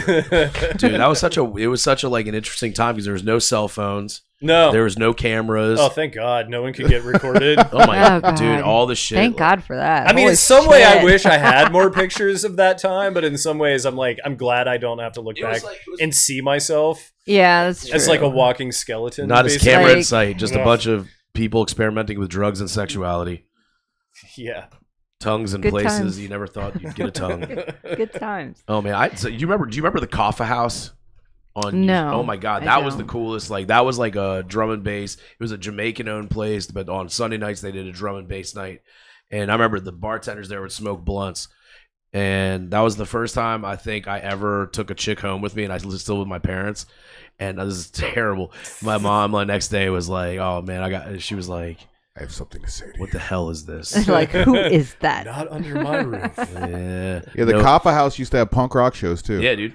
Like, It was a cool spot, man. It had the big line of Judah mural on, Yeah. on the bar. I mean, it was wild, dude. I was like, that was a good time, man. That was when U Street was popping. still is. Is it? Yeah, I don't know, Yeah, man. I feel it like is. yeah. It's just not. Look, I it just doesn't That's a have lot. that same. I saw my close personal friend Dave Chappelle there. No, I just like it because like Ben's Chili Bowl and stuff is all over by there. Yeah. I think the last U Street Music Hall, the last like good Oh. show that I saw, like drum and bass, was Spore. In fucking incredible. Like, I loved dark drum and bass anyway, but it was awesome because like it wasn't really crowded. Like I would think that it'd be super crowded, Yeah. but it wasn't. Like the beginning of the night was crazy, but towards the end of the night people were vacating, like they were drunk or whatever. And if you've ever been to U Street Music Hall, it's Yeah. just like downstairs in a little like, and it's fucking hot down there. There's no ventilation or anything. Stinks. Like, yeah, it's bad. Smell like a But- bunch of musky ass It ravers. was so Smells good. like Badooz. It was so good. I've seen so many great shows there. But yeah, that was my last big drum and bass show was Spore, and that was about 4 years ago. All right, I think we have to have a Helltown Whole Ox field trip to Transit next Oh. time they do a drum Yeah, and bass night. I on- will keep my eyes peeled. We should go. Yep, It's on a definitely. Wednesday night, Oh Lord. so you'll be Yes. good. What about we Thursday's look gonna for- be tough. What about we look for a mass transit? They only do those like maybe twice a year. I think they're in Baltimore too. It's No, like- no, he- they're here. They're okay. here. Oh man, I am not driving. I went to a drum and bass show in Baltimore. I'm not going to do that again. Fuck that. What happened that I'm time? too old for that. it's just too Oh. much. Too far. I'm old. Do y'all remember last If I year? was in my 20s, I'd be like, let's do this. Oh, dude, we used I'd to take drove- I don't take those kind of drugs anymore, so I can't. Yeah, I know, right? We used to drive from Pittsburgh to Fever, like Sunday Mass, like not even thinking about it. You'd be Yeah. like, yeah, we're driving. You know, do 5 hours to get there, party for 8, drive 5 hours back. Right, Jesus right. Christ. Back in the day. I remember we went to, oh God, I don't even remember. It was like Base Rush.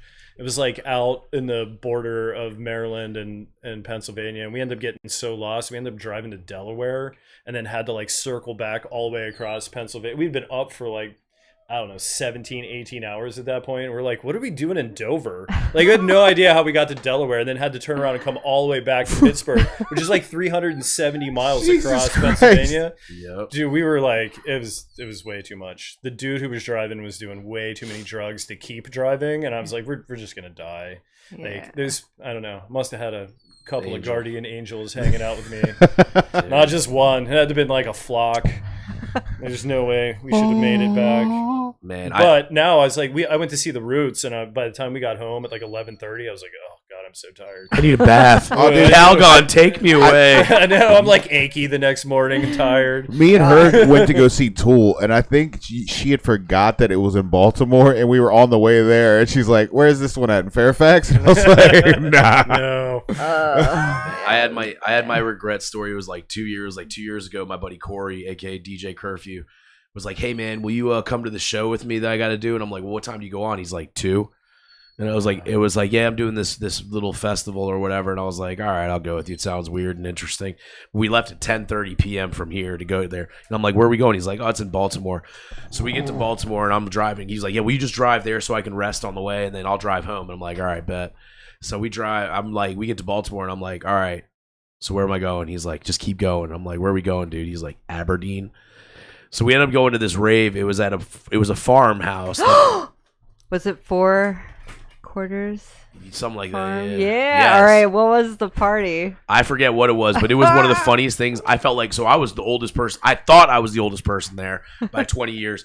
I walk in. I got a couple of nitrous tanks with me. I got like my homie. We walk in and there's like 5 people left, like, because everybody's so like, just, they're all on a different level, whatever it is that they're doing.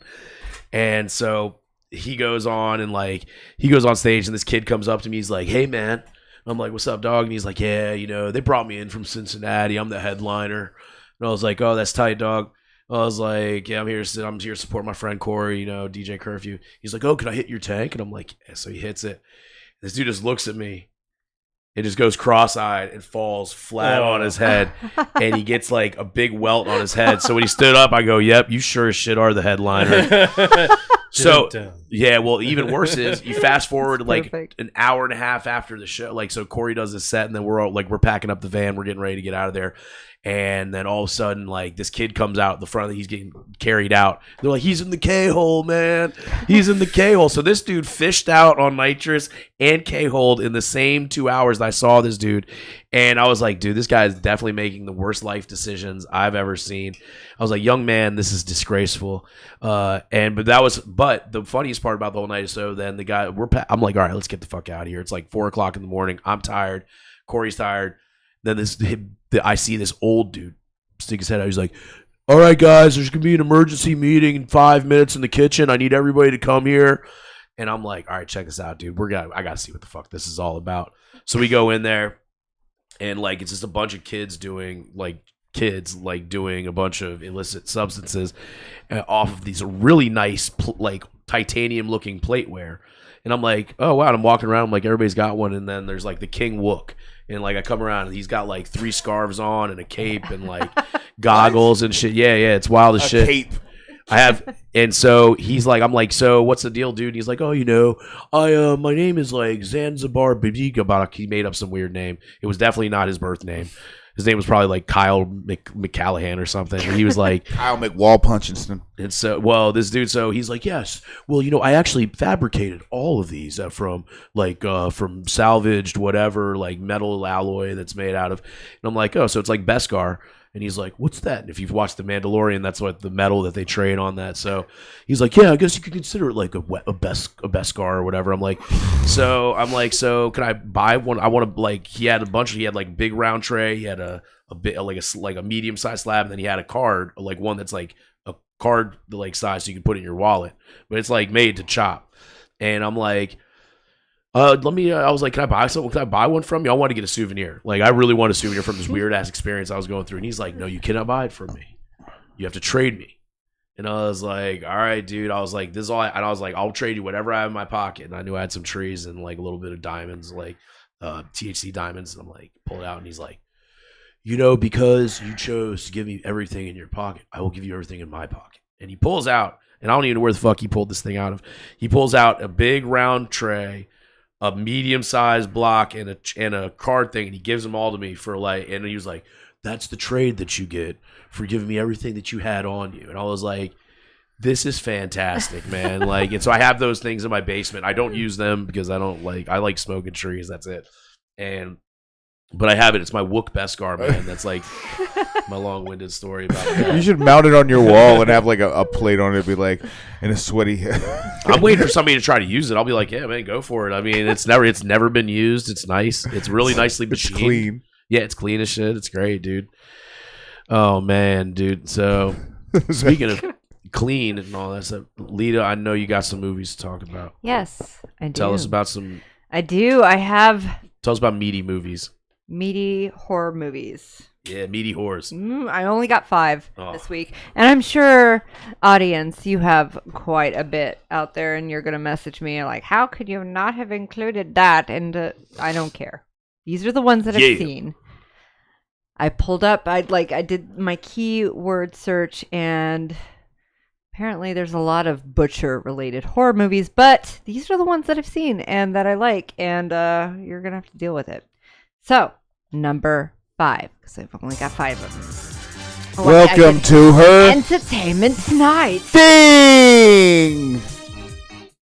Is your thing. It's gonna be in my head forever now. All right, number 5, Texas Chainsaw Massacre, 1974. This is the first I was one. gonna say the original. Yes, the Ding, ding, original, directed by Tobe Hooper. So Sally hears that her grandfather's grave has been vandalized. She and her paraplegic brother Franklin set out with their friends to investigate. After a detour to a family old farmhouse, they discover a group of crazed murderous cannibals. And then it goes from there. I'm not going to ruin it for you unless, like, I mean, you had to have seen this movie. This is 1974.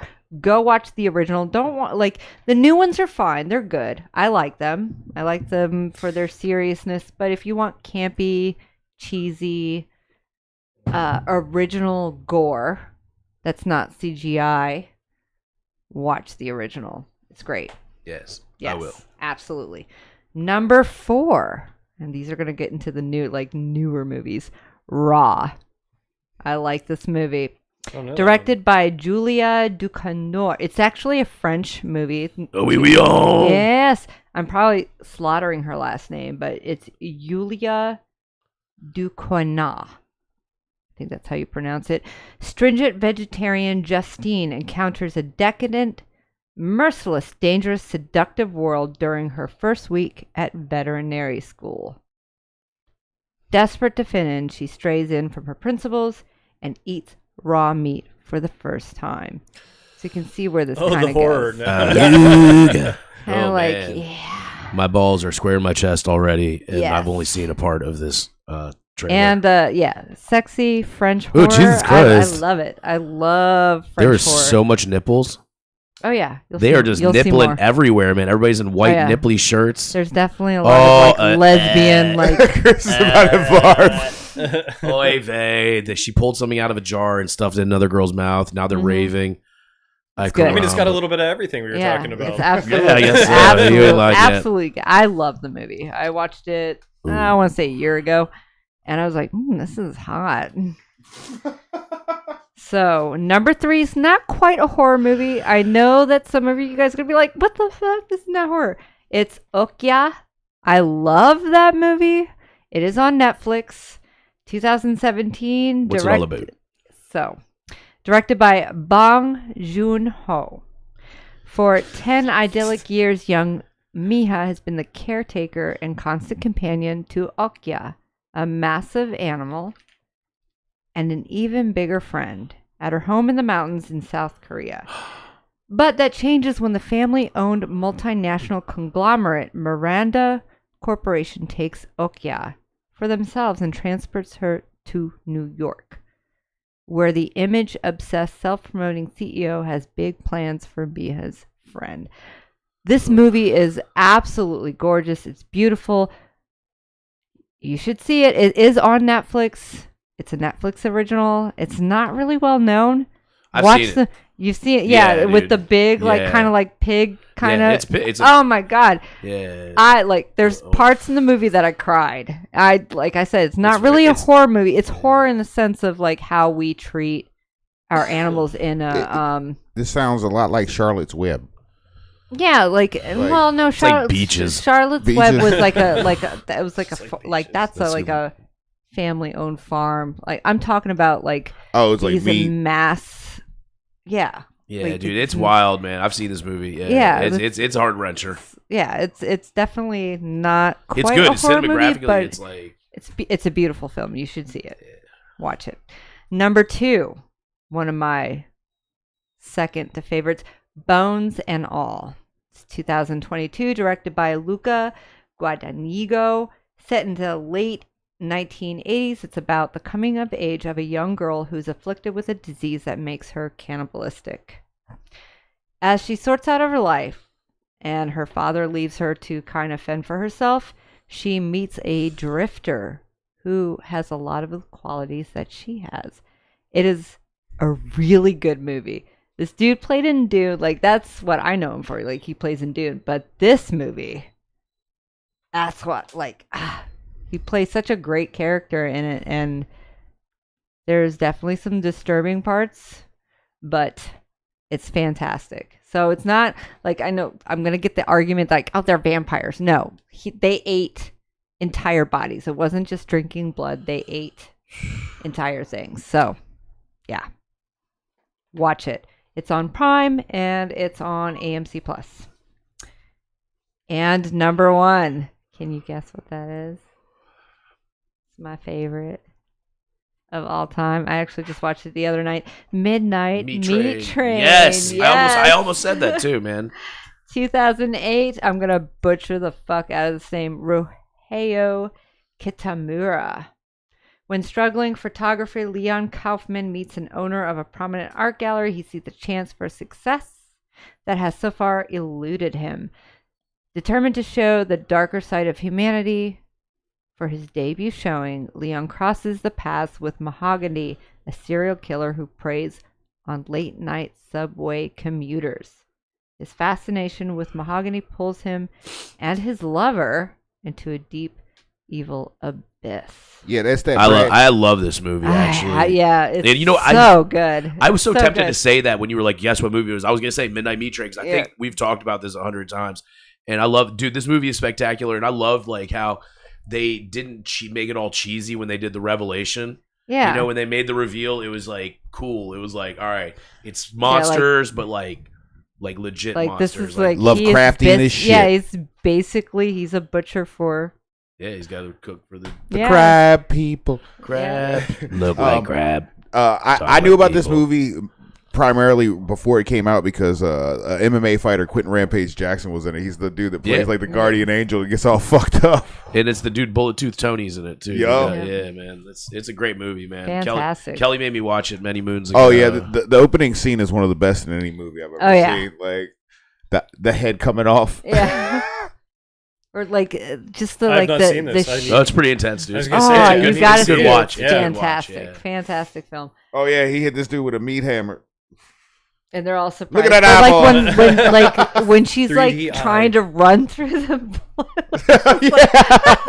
She can't get anywhere. It's like but that guy, he's fantastic. Bullet Tooth Tony. He's Bullet Tooth Tony. That's a hell of a hammer. Wasn't that dude a real like he used to be a soccer player, and he was like an enforcer. Like you just go and like they'd have him on the field and you just like go over and be like, oh, this is bollocks, and slap him in the balls or something. Yes, quite a good film. Definitely check that out. That's on Prime. It's also on AMC Plus, I believe. So do you have that? Yeah, dude. Watch it. Do you know what would be awesome if we did like a watching of the Midnight Meat Train and had like all awful cuts?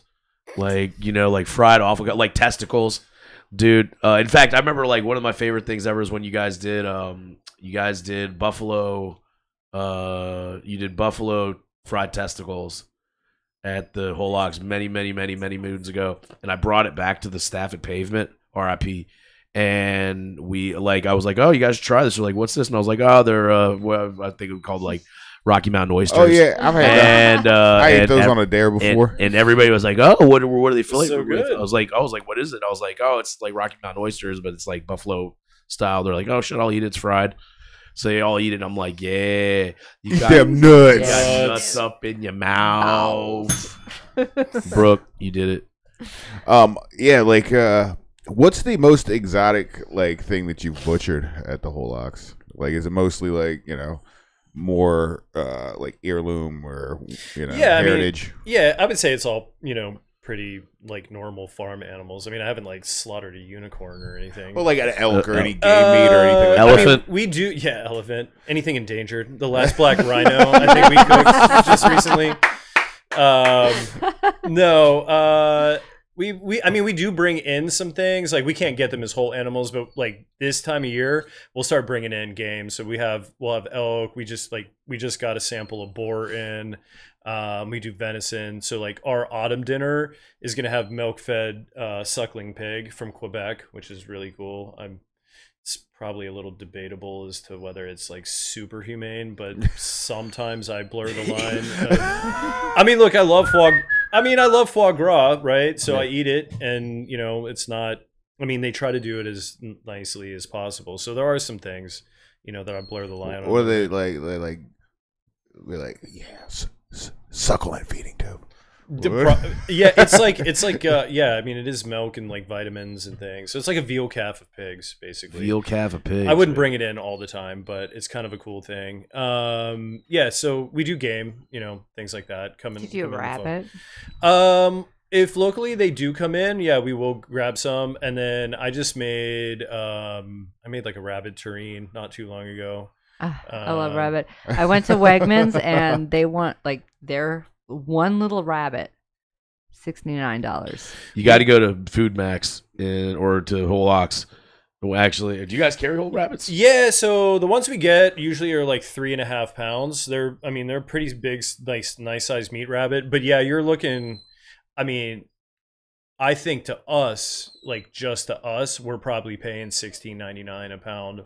Like just for us to get it before we even put a markup on or do it, which is usually why when I bring rabbit in, I do some added value product with it. Like I'll take it apart and I'll make it into pate or I'll confit legs. Like I do a whole bunch of different things in it because not everybody wants to spend, like you said, $75 on a rabbit. $70 on a rabbit, and it's just it was like literally. Oh, I was gonna say ours are nice. They're big meat rabbits. Big meaty. They're meaty rabbits. I wouldn't mind spending that much. And goats are expensive here in Virginia, which are really weird because we get a lot of people, like ethnic people, coming in and they're like, hey, can you get us a goat? And I was like, yeah, sure, but it's like $12 or $15 a pound. And they're like, where I come from, goat is like plentiful and cheap. And I was like, yeah, I actually wish some farmer could actually explain it to me.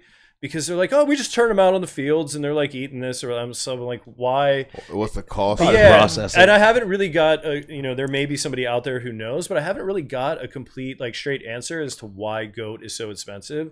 So generally, we really haven't been bringing it in that much because there's not a perceived value to it. So if I'm charging like $34 a pound for goat chops, it just seems like a scraggly barnyard animal that people are like, I'm not going to spend $35 or $40 a pound for goat. So, no, but like I'm getting ready. So our autumn dinner, I'm getting ready to do boudin noir, which I do a lot in the fall. So that's blood sausage, which I bind. I really love boudin noir. It is. So I add big old black sausage, like duck eggs, and the binder I use pumpkin. Nice. So like I roast like confit pumpkin down with sage and garlic, and then mix all that and like whip it into the blood, and then I use a little bit of meat as well to like hold the whole thing in so it doesn't like pop open like pudding. So that'll be on the menu as well. We did a whole awful dinner one time. Like everything was innards. I did veal calf brain ravioli. We did sweetbreads. The dessert was blood pudding, or like a chocolate and blood ice cream. So we like used everything, and we I think I only sold it to like 15 people because I knew there wasn't going to be that many. There just wasn't. I mean, that's still there's. It was very adventurous. Hey, it was I mean, there was 15 people that were willing to sit down and eat basically all the stuff that no one wants anymore. But like to me, it makes up a lot of the great stuff. And what people don't really understand is, at least in the theory of like homeopathy, like helps like, right? So like if you're having kidney problems, well, just take for instance heart, right? If you eat beef heart, it has, as a food source, it has the highest of CoQ10, which your heart needs. So instead of taking supplements, you can actually literally like eat it, like kidneys, liver, they all have the vitamins that actually strengthen like the corresponding organ. So what people don't realize, like if you look at animals, right? What's the first thing they eat? They eat heart and the kidneys. They eat it all because it's the highly most nutritious part of the entire animal. And we as Americans generally just go, oh, I don't eat that. It was considered like, it was poor food, right? It was the stuff that like, people, at the farm, they're like the help got the kidneys or whatever. But what they didn't realize is that they were like giving away the most highly nutritious part of the animal. Yeah. So I'm always trying to convince people like, hey, it's good. I eat a lot of powdered supplements that are basically like powdered kidney, powdered liver, all those things from like grass-fed animals. It's like what I take on a daily basis.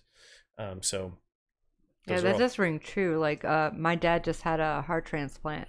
And I went to like one of the nutritional classes today, and They told him like to kind of stay away from red meat, but if he was going to eat it, eat like liver, heart, anything like that where it's more nutritionally dense. It very much is. Yeah. Yeah, I make heart tacos. They're great. You are the heart tartar. Tacos de There's corazon. also more Yeah. protein in it. Yeah, low fat. You have to watch, like, if you eat a lot of liver, there's a lot of B and vitamin A and things like that, and that you can overdo it. But also our dog eats whatever I'm eating, so she does have a little bit of kibble, but we take her to a holistic vet, and the vet was like, well, dogs grew up living next to humans for 10,000 years. Outside of like onions, apparently some dogs are highly allergic to grapes, and like chocolate and garlic, I guess. Like, she eats, if I'm in the morning, I'm making eggs and like duck livers or chicken livers, I'm just like, and there you go. Like, she gets whatever I'm eating, which I think she's pretty happy about. Yeah, dude. I mean, I would be. Tell yeah, I'd be happy to eat what you're eating too, dude. So I know you eat good, bro. I try. Dude, I've actually never. I think I've probably had liver because of like pate and stuff like that, but I don't think I've ever ate straight up liver. I know I've eaten heart before because we used to slaughter pigs, and I've definitely eaten lots of different parts of pig, but never. People overcook the hell out of liver, and they're like, Yeah. "Oh, it's dry and tough like shoe leather," and I'm like, "Yeah, it's because you just made it wrong." Yeah, I It's think like when you learn how to make it and cook it, so there's like a nice blush in there. I mean, yeah, it tastes like liver, but it's not. Isn't it supposed to? Yeah, I mean, Yeah, one of my grandfathers used to just eat it with like I guess onions, and I don't. Sauteed liver and Yeah. onions. onions What? and bacon. Yeah, a little bacon, a Hell little yeah. red wine. See, I do it Yeah. Caribbean style with orange and star of anise and I thought you were garlic. just gonna say you were high when you made it. Oh, Yeah, I got. it's like got it's baked like as that fuck. Asian fusion recipe. Put some that, house and like, salt on it. You're not supposed to cook it that much. You're supposed to cook a little bit. I'm interested in eating elk. I haven't. I think I've had elk jerky, but I've never had an elk steak. The So. steaks. It's good. I mean, it's lean, red, a little gamey, but not bad. Yeah, it has a distinct. A little more like Je ne sais quoi. I've definitely ate blood irony sausage. quality. Yeah, I was about to say it's high. It's very dark. I've Yeah. eaten blood sausage a bunch of times just because whenever I see it, I'm like, Yeah. fuck it, let's do it. No. No, my mom's favorite sausage is the Boudin Noir. She loves a BBC. Big black charcuterie. And yeah, no, so when you do that, when you roll that out, I'm going to have to come get some, freeze it, and send it to her. Yeah, making it probably this week or the beginning of next week. Yeah, I'll be up there, pick up that We're BBC. making gyros on Saturday. Yeah, I saw you making the Gyros. pitas. Made the pitas today, and then it's like one of my favorite things to do is like I like to take fast food and things that we all ate as a kid, and then try to like remake them as a I would say wouldn't say like a healthier version, but like my version. So like I'm getting ready to do gyro meat. Which Yeah. Western Pennsylvania was gyro. We never Yeah. called it like gyros. Yeah, I've always called it gyro. It was a Oh, yeah. gyro. Gyro. I think it's actually supposed to be called gyro. I don't think know. I don't think it's supposed to be called gyro. Gyro. I don't know. It's like everybody gyro has. means nuts. So yeah, I'm like taking the lamb, I'm Means gonna grind nuts. it and like chop it up real fine and like spin it, make an emulsion, and then pack it into loaf pans. Oh, cool. Then bake it, then slice it, and then slice it on the meat slicer. So like I'm gonna give you like fried slices like you got at like a carnival. Oh, So I'm shit. taking all the local lamb and then cutting it down. So I like taking like heirloom breed animals. Like I was working on a McRib, but it just wasn't cost effective. Oh man, you should. So I like Gotsies. recreating like all of those things. Like the bologna sandwich is being a fried bologna sandwich tomorrow. Oh, Like boy. I like taking all of our stuff and making it very like blue collar oriented because I think it just appeals to a lot of people.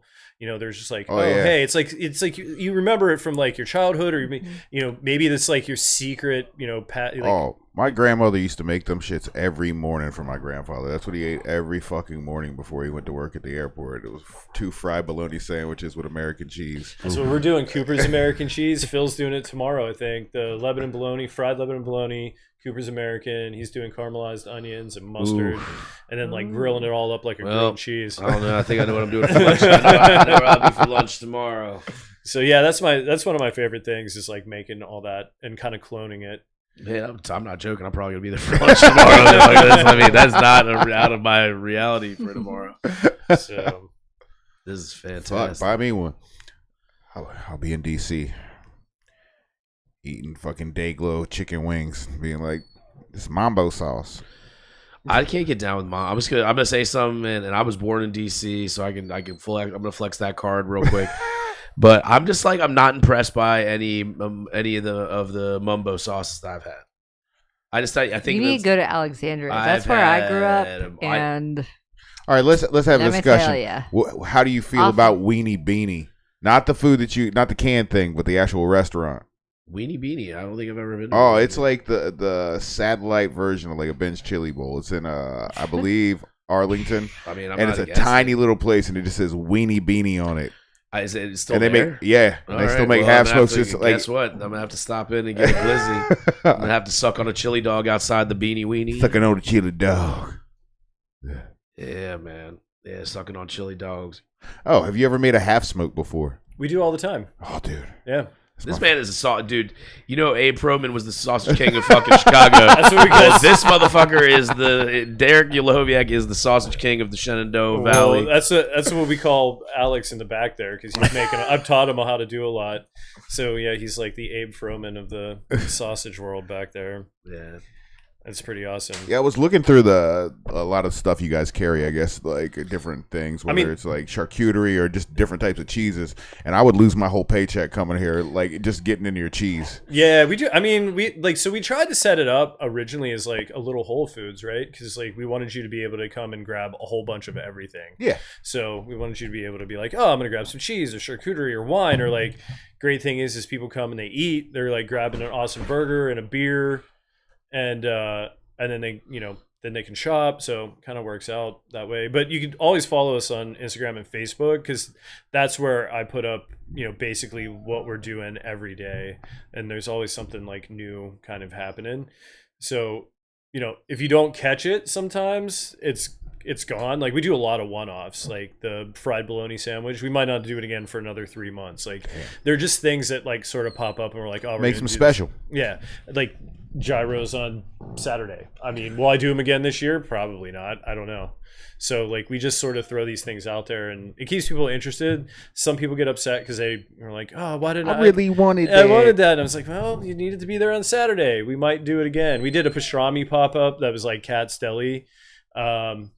It was about a month ago. Oh, I saw that, man. So I was pulling them straight out of the Alto Sham, like right out of the steamer, and just hacking the pastrami like hot right on the marble rye. Don't stop. Oh, dude, it was crazy. Keep talking dirty, like, baby. It was like that thick. Ay, caramba, guys. And I got cheap like deli mustard on there, and that was it. It was just like straight hot pastrami, marble rye. Dude, I want a New hot York style pastrami deli sandwich mustard. right now, dude. Jesus Christ. We ended up, I sold like, I think it was like 4 briskets. We ended up selling like 40 or 50 of those guys in a couple of hours. Jesus, yes. So I would have done too. We stay pretty busy. Those guys will roll out 125 people on a Saturday, 150 people. That's amazing. Yeah, considering it's a 16 seats. Yeah, dude. I mean, I trust me, man. When I can go in there, and I'm probably gonna make it a point to go there tomorrow. Yeah, it's fucking fantastic, and it's amazing how you guys got them. It's just like a well-oiled machine, man. Like, well, I'm glad you see it. That I mean, from us, we're always like, like we had a bad service or this didn't go right. But generally, for the most part, I don't think anybody else sees it. It's just us being like super tough on ourselves. Like, I never want to rest and be like, oh, it was great. I don't ever have to do anything again, or I don't ever have to get better. So I'm always like, it's kind of a double-edged sword, because I'm always like finding things wrong to fix. So it's like you're never quite happy. But I feel like if I'm super happy, then I'll get lazy. And so I'm never like, oh, I'm completely satisfied with everything, because I'm like, then I won't continue to try hard. So it's kind of a double-edged sword like that. But I don't think for the most part, people coming in, I think they're like, you guys do an amazing job. And it's just me, like, Amanda and I will sit at the end of the, week and be like, oh, we could have done this better. Or, oh, this could have went a little smoother. But yet somehow we make it every week, and we keep getting busier, and I don't know, dude, I just keep trying. Thanksgiving is coming. Oh, dude, I mean, The Kelly Bronzes are coming. Those Kelly Bronzers, though. I mean, look, man. It's I'm- the Bentley- What the shit it's is a Kelly Bronzer? It's the Bentley of turkeys. oh my friend. god, dude. Oh my god, dude. This shit is. It's How was it prepared? Let's go through this. It's not the preparation; it's the turkey itself. Like, It is. hold on, man. I'm gonna let my man kick the knowledge, but I'm gonna tell you my firsthand experience being there. I remember they did a demonstration, and homeboy came in here with his these things come in a nice gold box,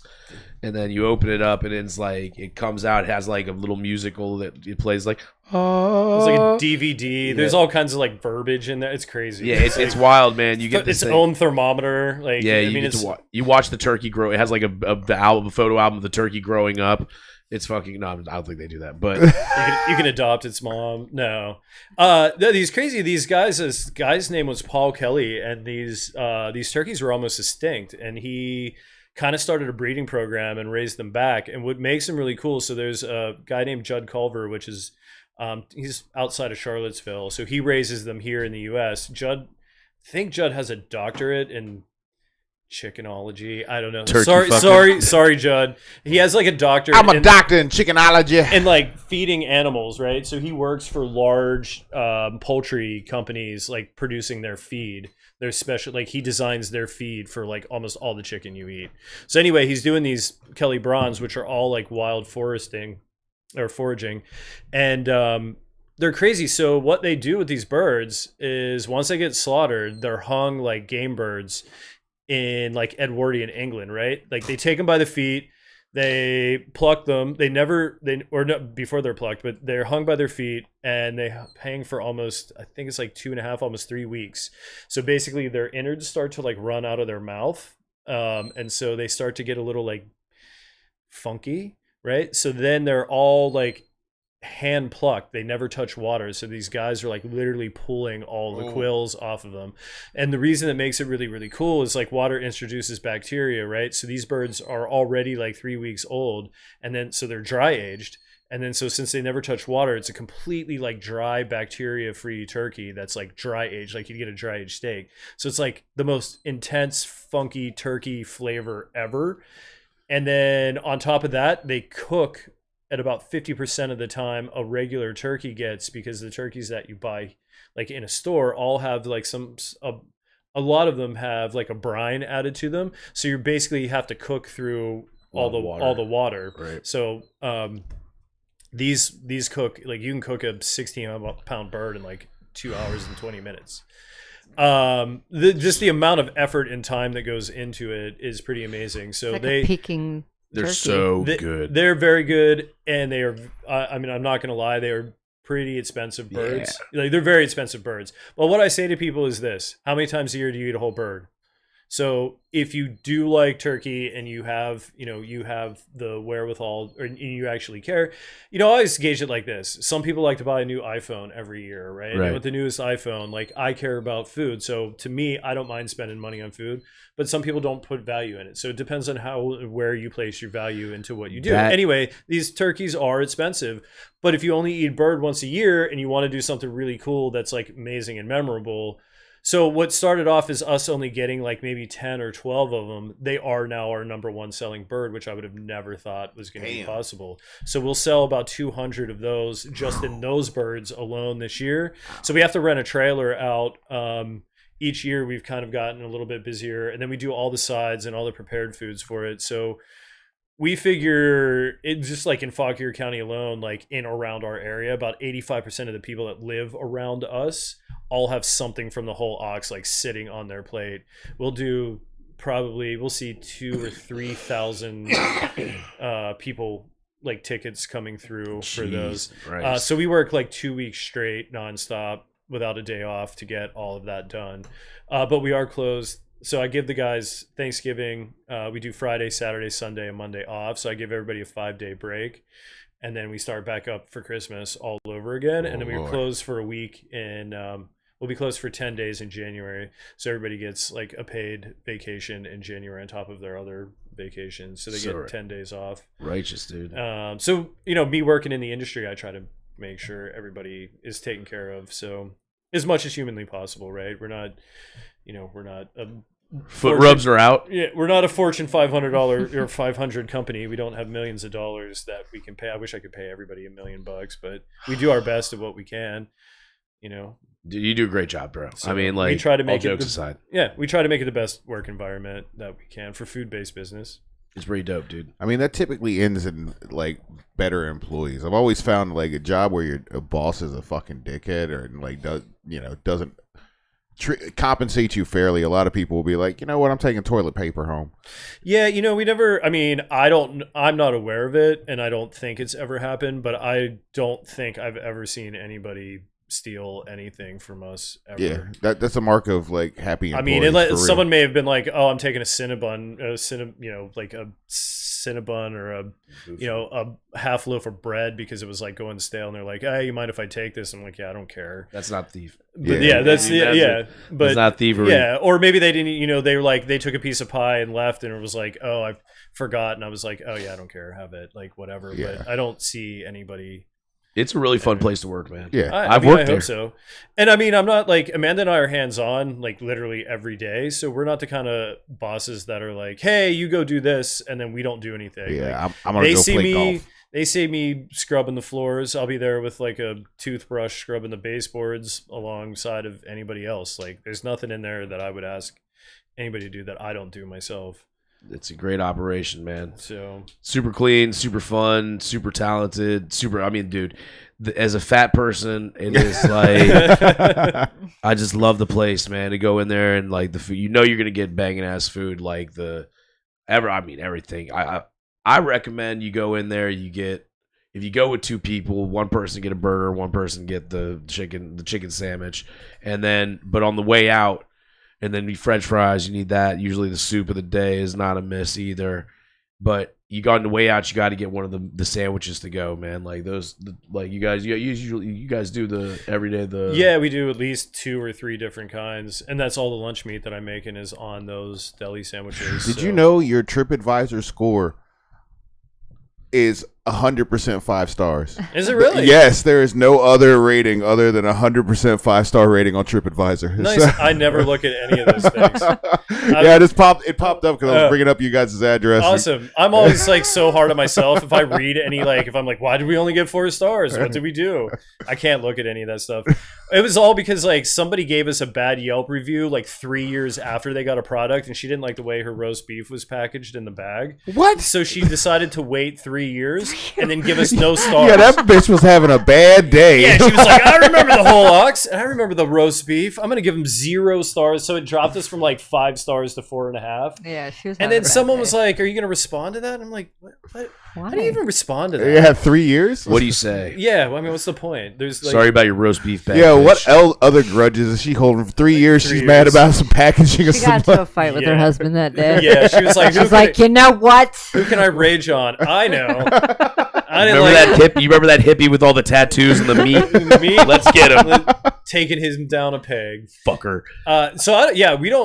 I don't respond to any, I just don't get into any debates on there. If it's something that I can actually help you with, then I'm happy to reply. But if anybody's just like raging on, it doesn't make sense to reply anymore. Because the minute you say something on there, it's like misconstrued. It's, all the way down. Most people didn't really actually want to hear anything anyway. They didn't want you to solve the problem. They just wanted to like rage bait you. They got to vent that shit out. Yeah, so I was just like, I don't bother. I don't look. I don't answer. If someone sends us a private message, like I was talking to you about the tip thing, someone actually sent me that as a private message. And so I just responded as to like why it turns, why it was prompted.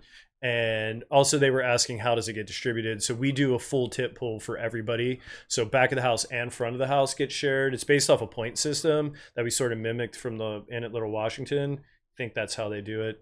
So I just explained to him. But that was a private message, and I was like, well, I'll respond to that. If it was like rage baited all over Yelp or something that they were like, I didn't like the screen and I hate tipping because I saw it on the Today Show, I'd have just been like, I just don't like it. Yeah, Yelp just seems to be like I don't even look at those just because it's always like the first review will be nice and the second one will be like, I hated every second I breathed the same air as this place. Well, I think they're that's like the mentality though. Like people will go out of their super way critical. to be critical of something, but they're not gonna. If something's memorable and really good, not gonna put it. they're not really gonna. Yeah, they're put a happy about rating their on it, moment. and that's unfortunate, but that is the reality of psychology. It is true. With And humans. I actually asked Yelp to remove. We asked them and called, and we were like, we want to be removed, and they said no. We couldn't actually get removed from Yelp. Because we were like, take us down. I don't want to be reviewed by you. I never asked to be on that. I don't want to be on it. I don't want your reviews. Yeah. And they were like, nope, you got to stay. And I was like, how do you just held hostage. you just track all of my information and anybody could just be like 1 star, 1 star, 1 star, 1 star. Yeah. Yeah. And I was like, so I was like, I bet you forget it. Jesus has got a 1-star rating on fucking Yelp. He probably does. Yeah. You Fucking. should look that up. Sus. On TripAdvisor. Yeah, TripAdvisor. Jesus. 2 stars. 2 out of Redundant. 10. I didn't like the donkey he rode in on. No. So the whole Ox 1 and 2 1 on and 2. West Main Street in Marshall. That's correct. So at the good old location, you can get all kinds of fare and all kinds of cheese and fresh cut meats. Meats, food, burgers, all that jazz. And right across the street, you can get a fine experience in dining. Yeah, or you can knock on the door and have a coffee or a glass of wine with Come me. and knock on the door. Watch me Oh, make man. charcuterie. Yeah, dude. You can get wine dined in 69, my man. What's up? Tomorrow, get some good old bologna Oh, man, sandwiches. yeah, get that bologna. Chris is going to eat like 5 of them. I'm going to come back. I'm going to look like Larry the Cable Guy next time I see him. I'm telling you, it might be the finest lunch meat I think I've ever made yet. So Okay, man. it keeps getting better. I think it's like great. I have been a fan of your sausage and your meats since I think we've met, man.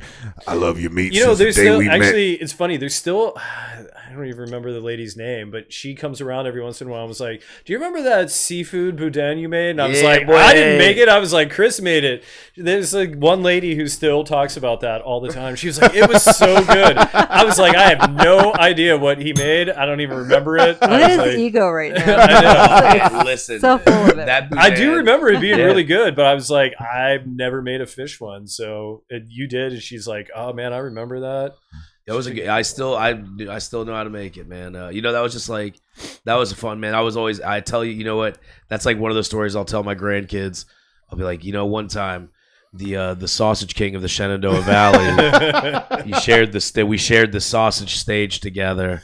Yeah, it was a fun time, man. That was awesome, dude. That was back at the Rail House too. That man. was, yeah. That was and that was such like a cool experience because I have pictures. I'll show y'all pictures, man. It's crazy. It's just like so.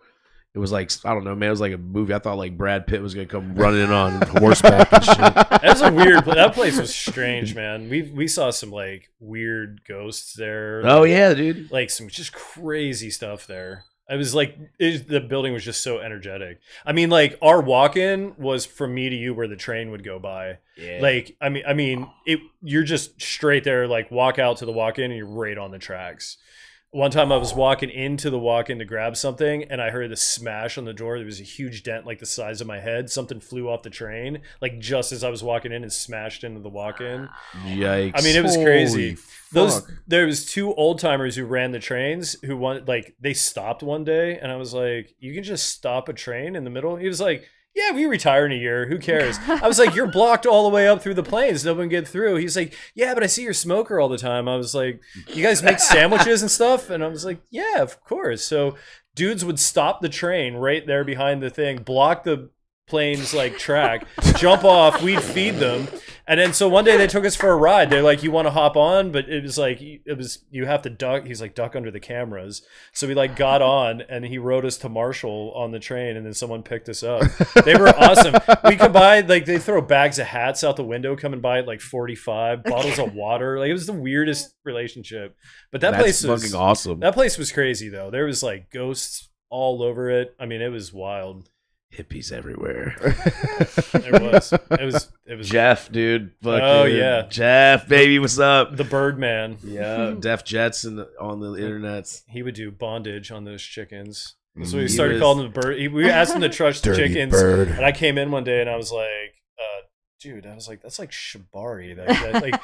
You just rope tied a bird. Yeah, I mean, it was like the most like weird corseted. I was like, how long did it take you to do? I mean, it's like, Beautiful. I was like, it's amazing, but I was like, I think it took you like 10 minutes to do one chicken. And so we just started calling him the bird man. He was like, I have bird madness. And he would like, sit back there and like tie birds all day long. And I was like, hey, whatever makes you happy. He just got so happy to like see chickens. He would bathe them, like pat them dry. Like it was like something unholy going on there. What if you went into his house and he just had like scantily clad, provocative chicken photos? He dressed up like Gonzo. I would have loved it. It would have been great. Oh, that's right. Gonzo didn't eat chickens. Bang chickens. Oh yeah, that's right. Camilla was Did he his what? wife. Gonzo was married to a chicken named Oh, Camilla. yeah. Yeah, that's right. How do I not know about this? What? Not a chicken fucker. Yep. Well, speaking of chicken fucking.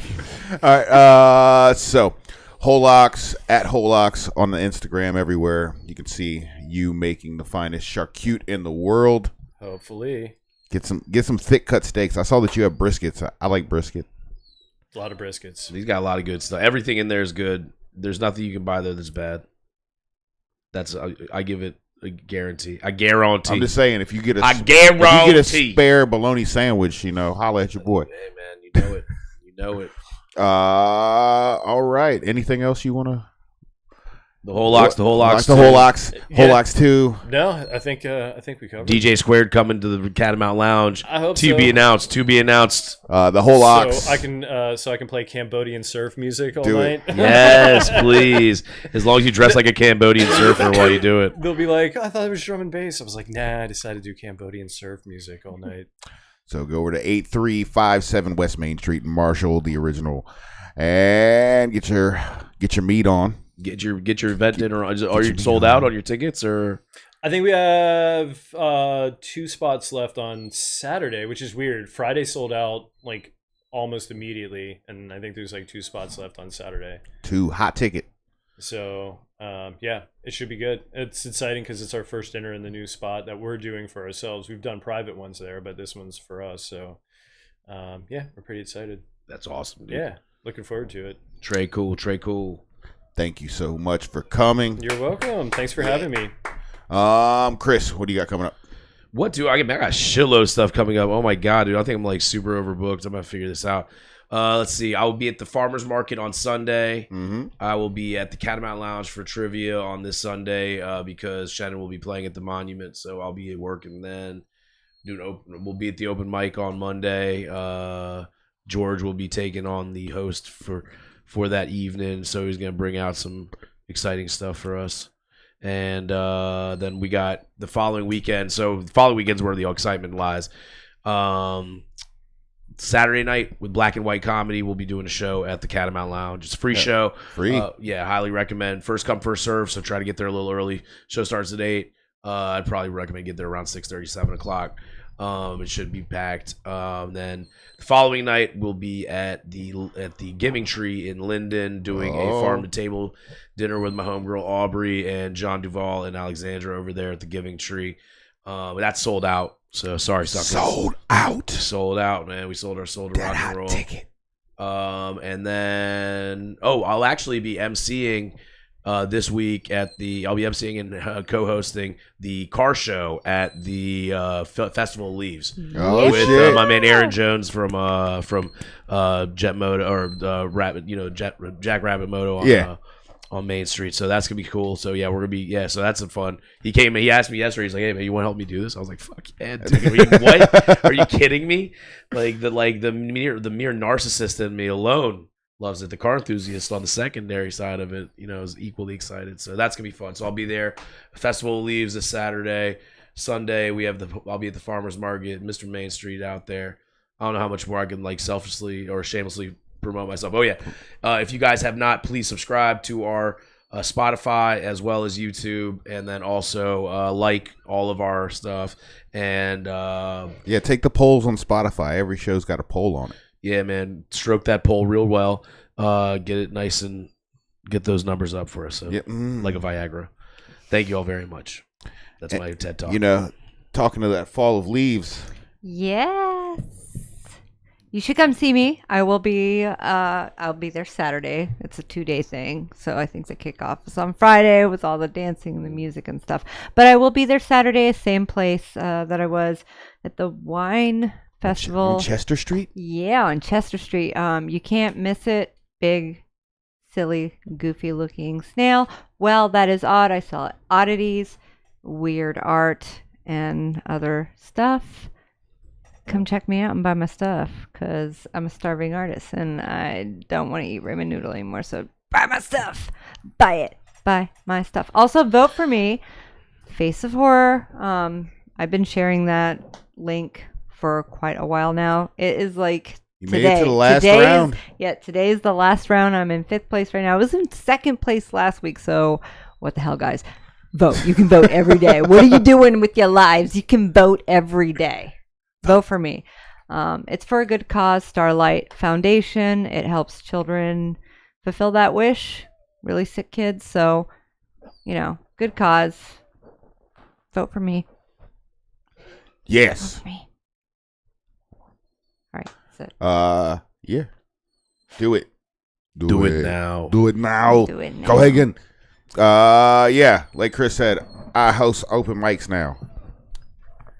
And I'm going to wear assless chaps next week. So it's going to be a He treat. keeps threatening this, guys. Hold him to it. Hold it to him, all right? Either that or I'll just cut the ass cheeks out of these pants and I'll walk around like Prince. You'd be like, yo, check out them rutabagas. Pimping. Yams. Nah, I'll be more likely to come in like Eddie Murphy and Raw, full leather. That's what's up, dog. Red. Now, go over to Capital MMA. Do some sit-ups. I don't know. If I can learn how to armbar a motherfucker. Heel hook. I don't know. Break their tendons. Put them in a heel hook. Rip their LCL. All right. Go over to at Helltown Radio on all the social. Yes, we are on Spotify. Download. Listen to all the shows. Just put that shit on your sleep and mute it. I don't care. Just get them numbers up for me. Get it up like Viagra. I'm trying to get one of these goddamn On It fucking sponsorships, so I got to stop buying these brain vitamins. On It, Viagra, whoever else. Both of them. They make a combined pill, Alpha Brain Viagra. It gets you up. Yep.